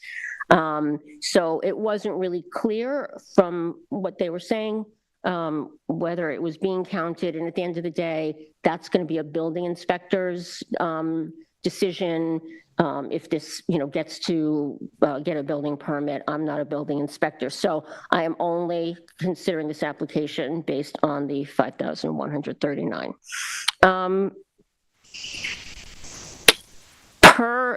Per the Robert Young Architects A101, and also a comparative analysis in an NPV package dated September 26, 2025, the GFA of the existing house is stated repeatedly as 2,420 square feet.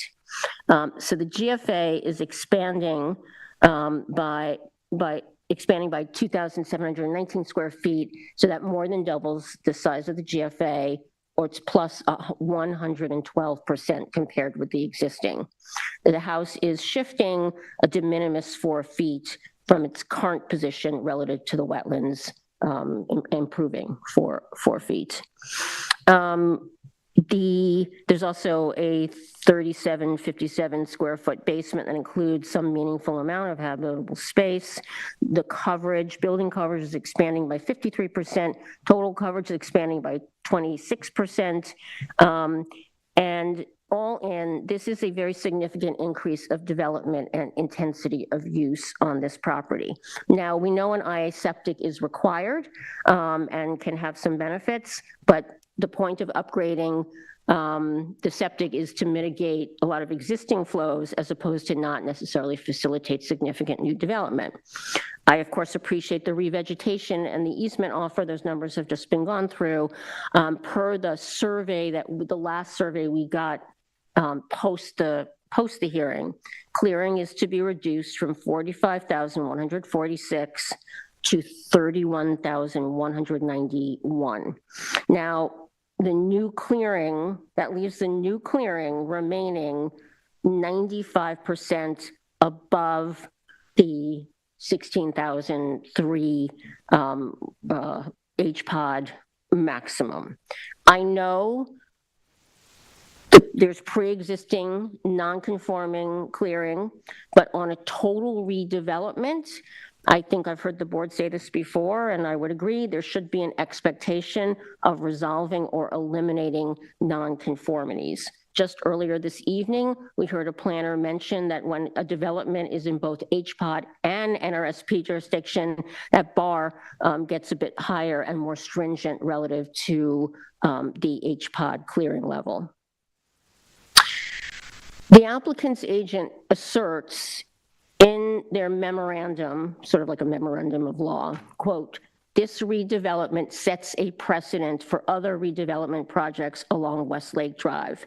While the agent characterized that precedent as positive, that is not necessarily, as I see the code and this application, it's not necessarily positive. Expanding this much while leaving a property significantly non-conforming to HPOD could be detrimental to the natural resources and the character, especially the character of the neighborhood. So just wrap up with some of the standards. 255, 551C compatibility. Building structure for which an NRSP is sought must be found to be compatible with the purposes set forth in 255-111. I'll come back to 255-111 in a moment. D, preservation. No natural resource feature or system designated in 255-412 will be diminished in size, polluted, degraded, or lost, or placed in peril thereof in order to establish such a structure. Based on the significant expansion of structure and intensity of use, I do see the potential that the natural feature could be placed in peril. And then compatibility, the site of the proposed will be in fact compatible with its surroundings and with the character of the neighborhood and the community in general, particularly with regard to visibility, scale, and overall appearance. I don't believe that this application will meet that standard, given that the scope of this redevelopment is far larger than what characterizes the character of this area. And then just to wrap up, within 255-111, I don't think this application meets C, aesthetic attributes, D, character, and E, protection of hamlets and neighborhoods. So all in, I'm going to deny this application. Denise? Okay, so the applicant has addressed all of the issues and concerns connected with this project in a letter dated October 13th, 2025 from Nelson, Pope, and Voorhees. They have updated the application to reflect the covenant scenic easement, the ZBA's preferred location of the IA system, and the relocation of the pool equipment from the side yard to the basement of the proposed residence. They've relocated the septic system is now 170 feet from the landward edge of the wetlands boundary. I believe this meets the NRSP and variance standards, and I'm approving this in its entirety. Thank you. I'm going to say this. We have an application here. The applicant has the burden of proof to come before us and prove this. They brought us, in my estimation, an amazing job. We have a TAM that does not reach. Our board does not have the experience and the professional wherewithal to make decisions like I just heard, and to reach way beyond what two sides have recommended to this board. And that is the evidence which we need to weigh this evening on this application. I believe this applicant and the planning department and the analysis from both sides supports the approval of this application. I think this is a model application coming before us, and I'll approve this application. Thank you.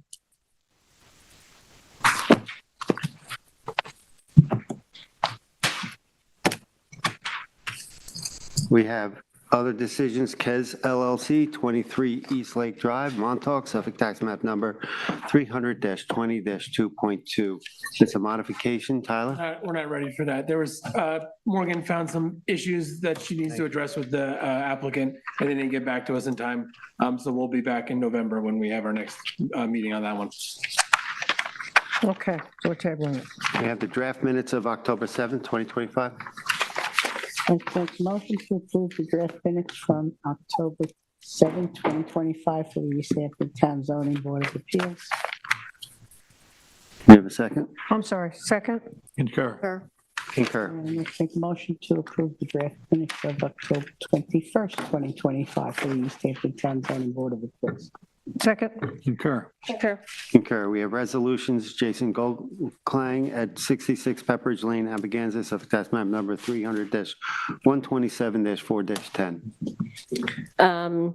Yes, you'll remember that this was an application for legalizing a number of things and making some small additions, like a little bit of a covered porch, and then the more controversial part of the application to clear was all removed. This was a unanimous decision, approval, excuse me.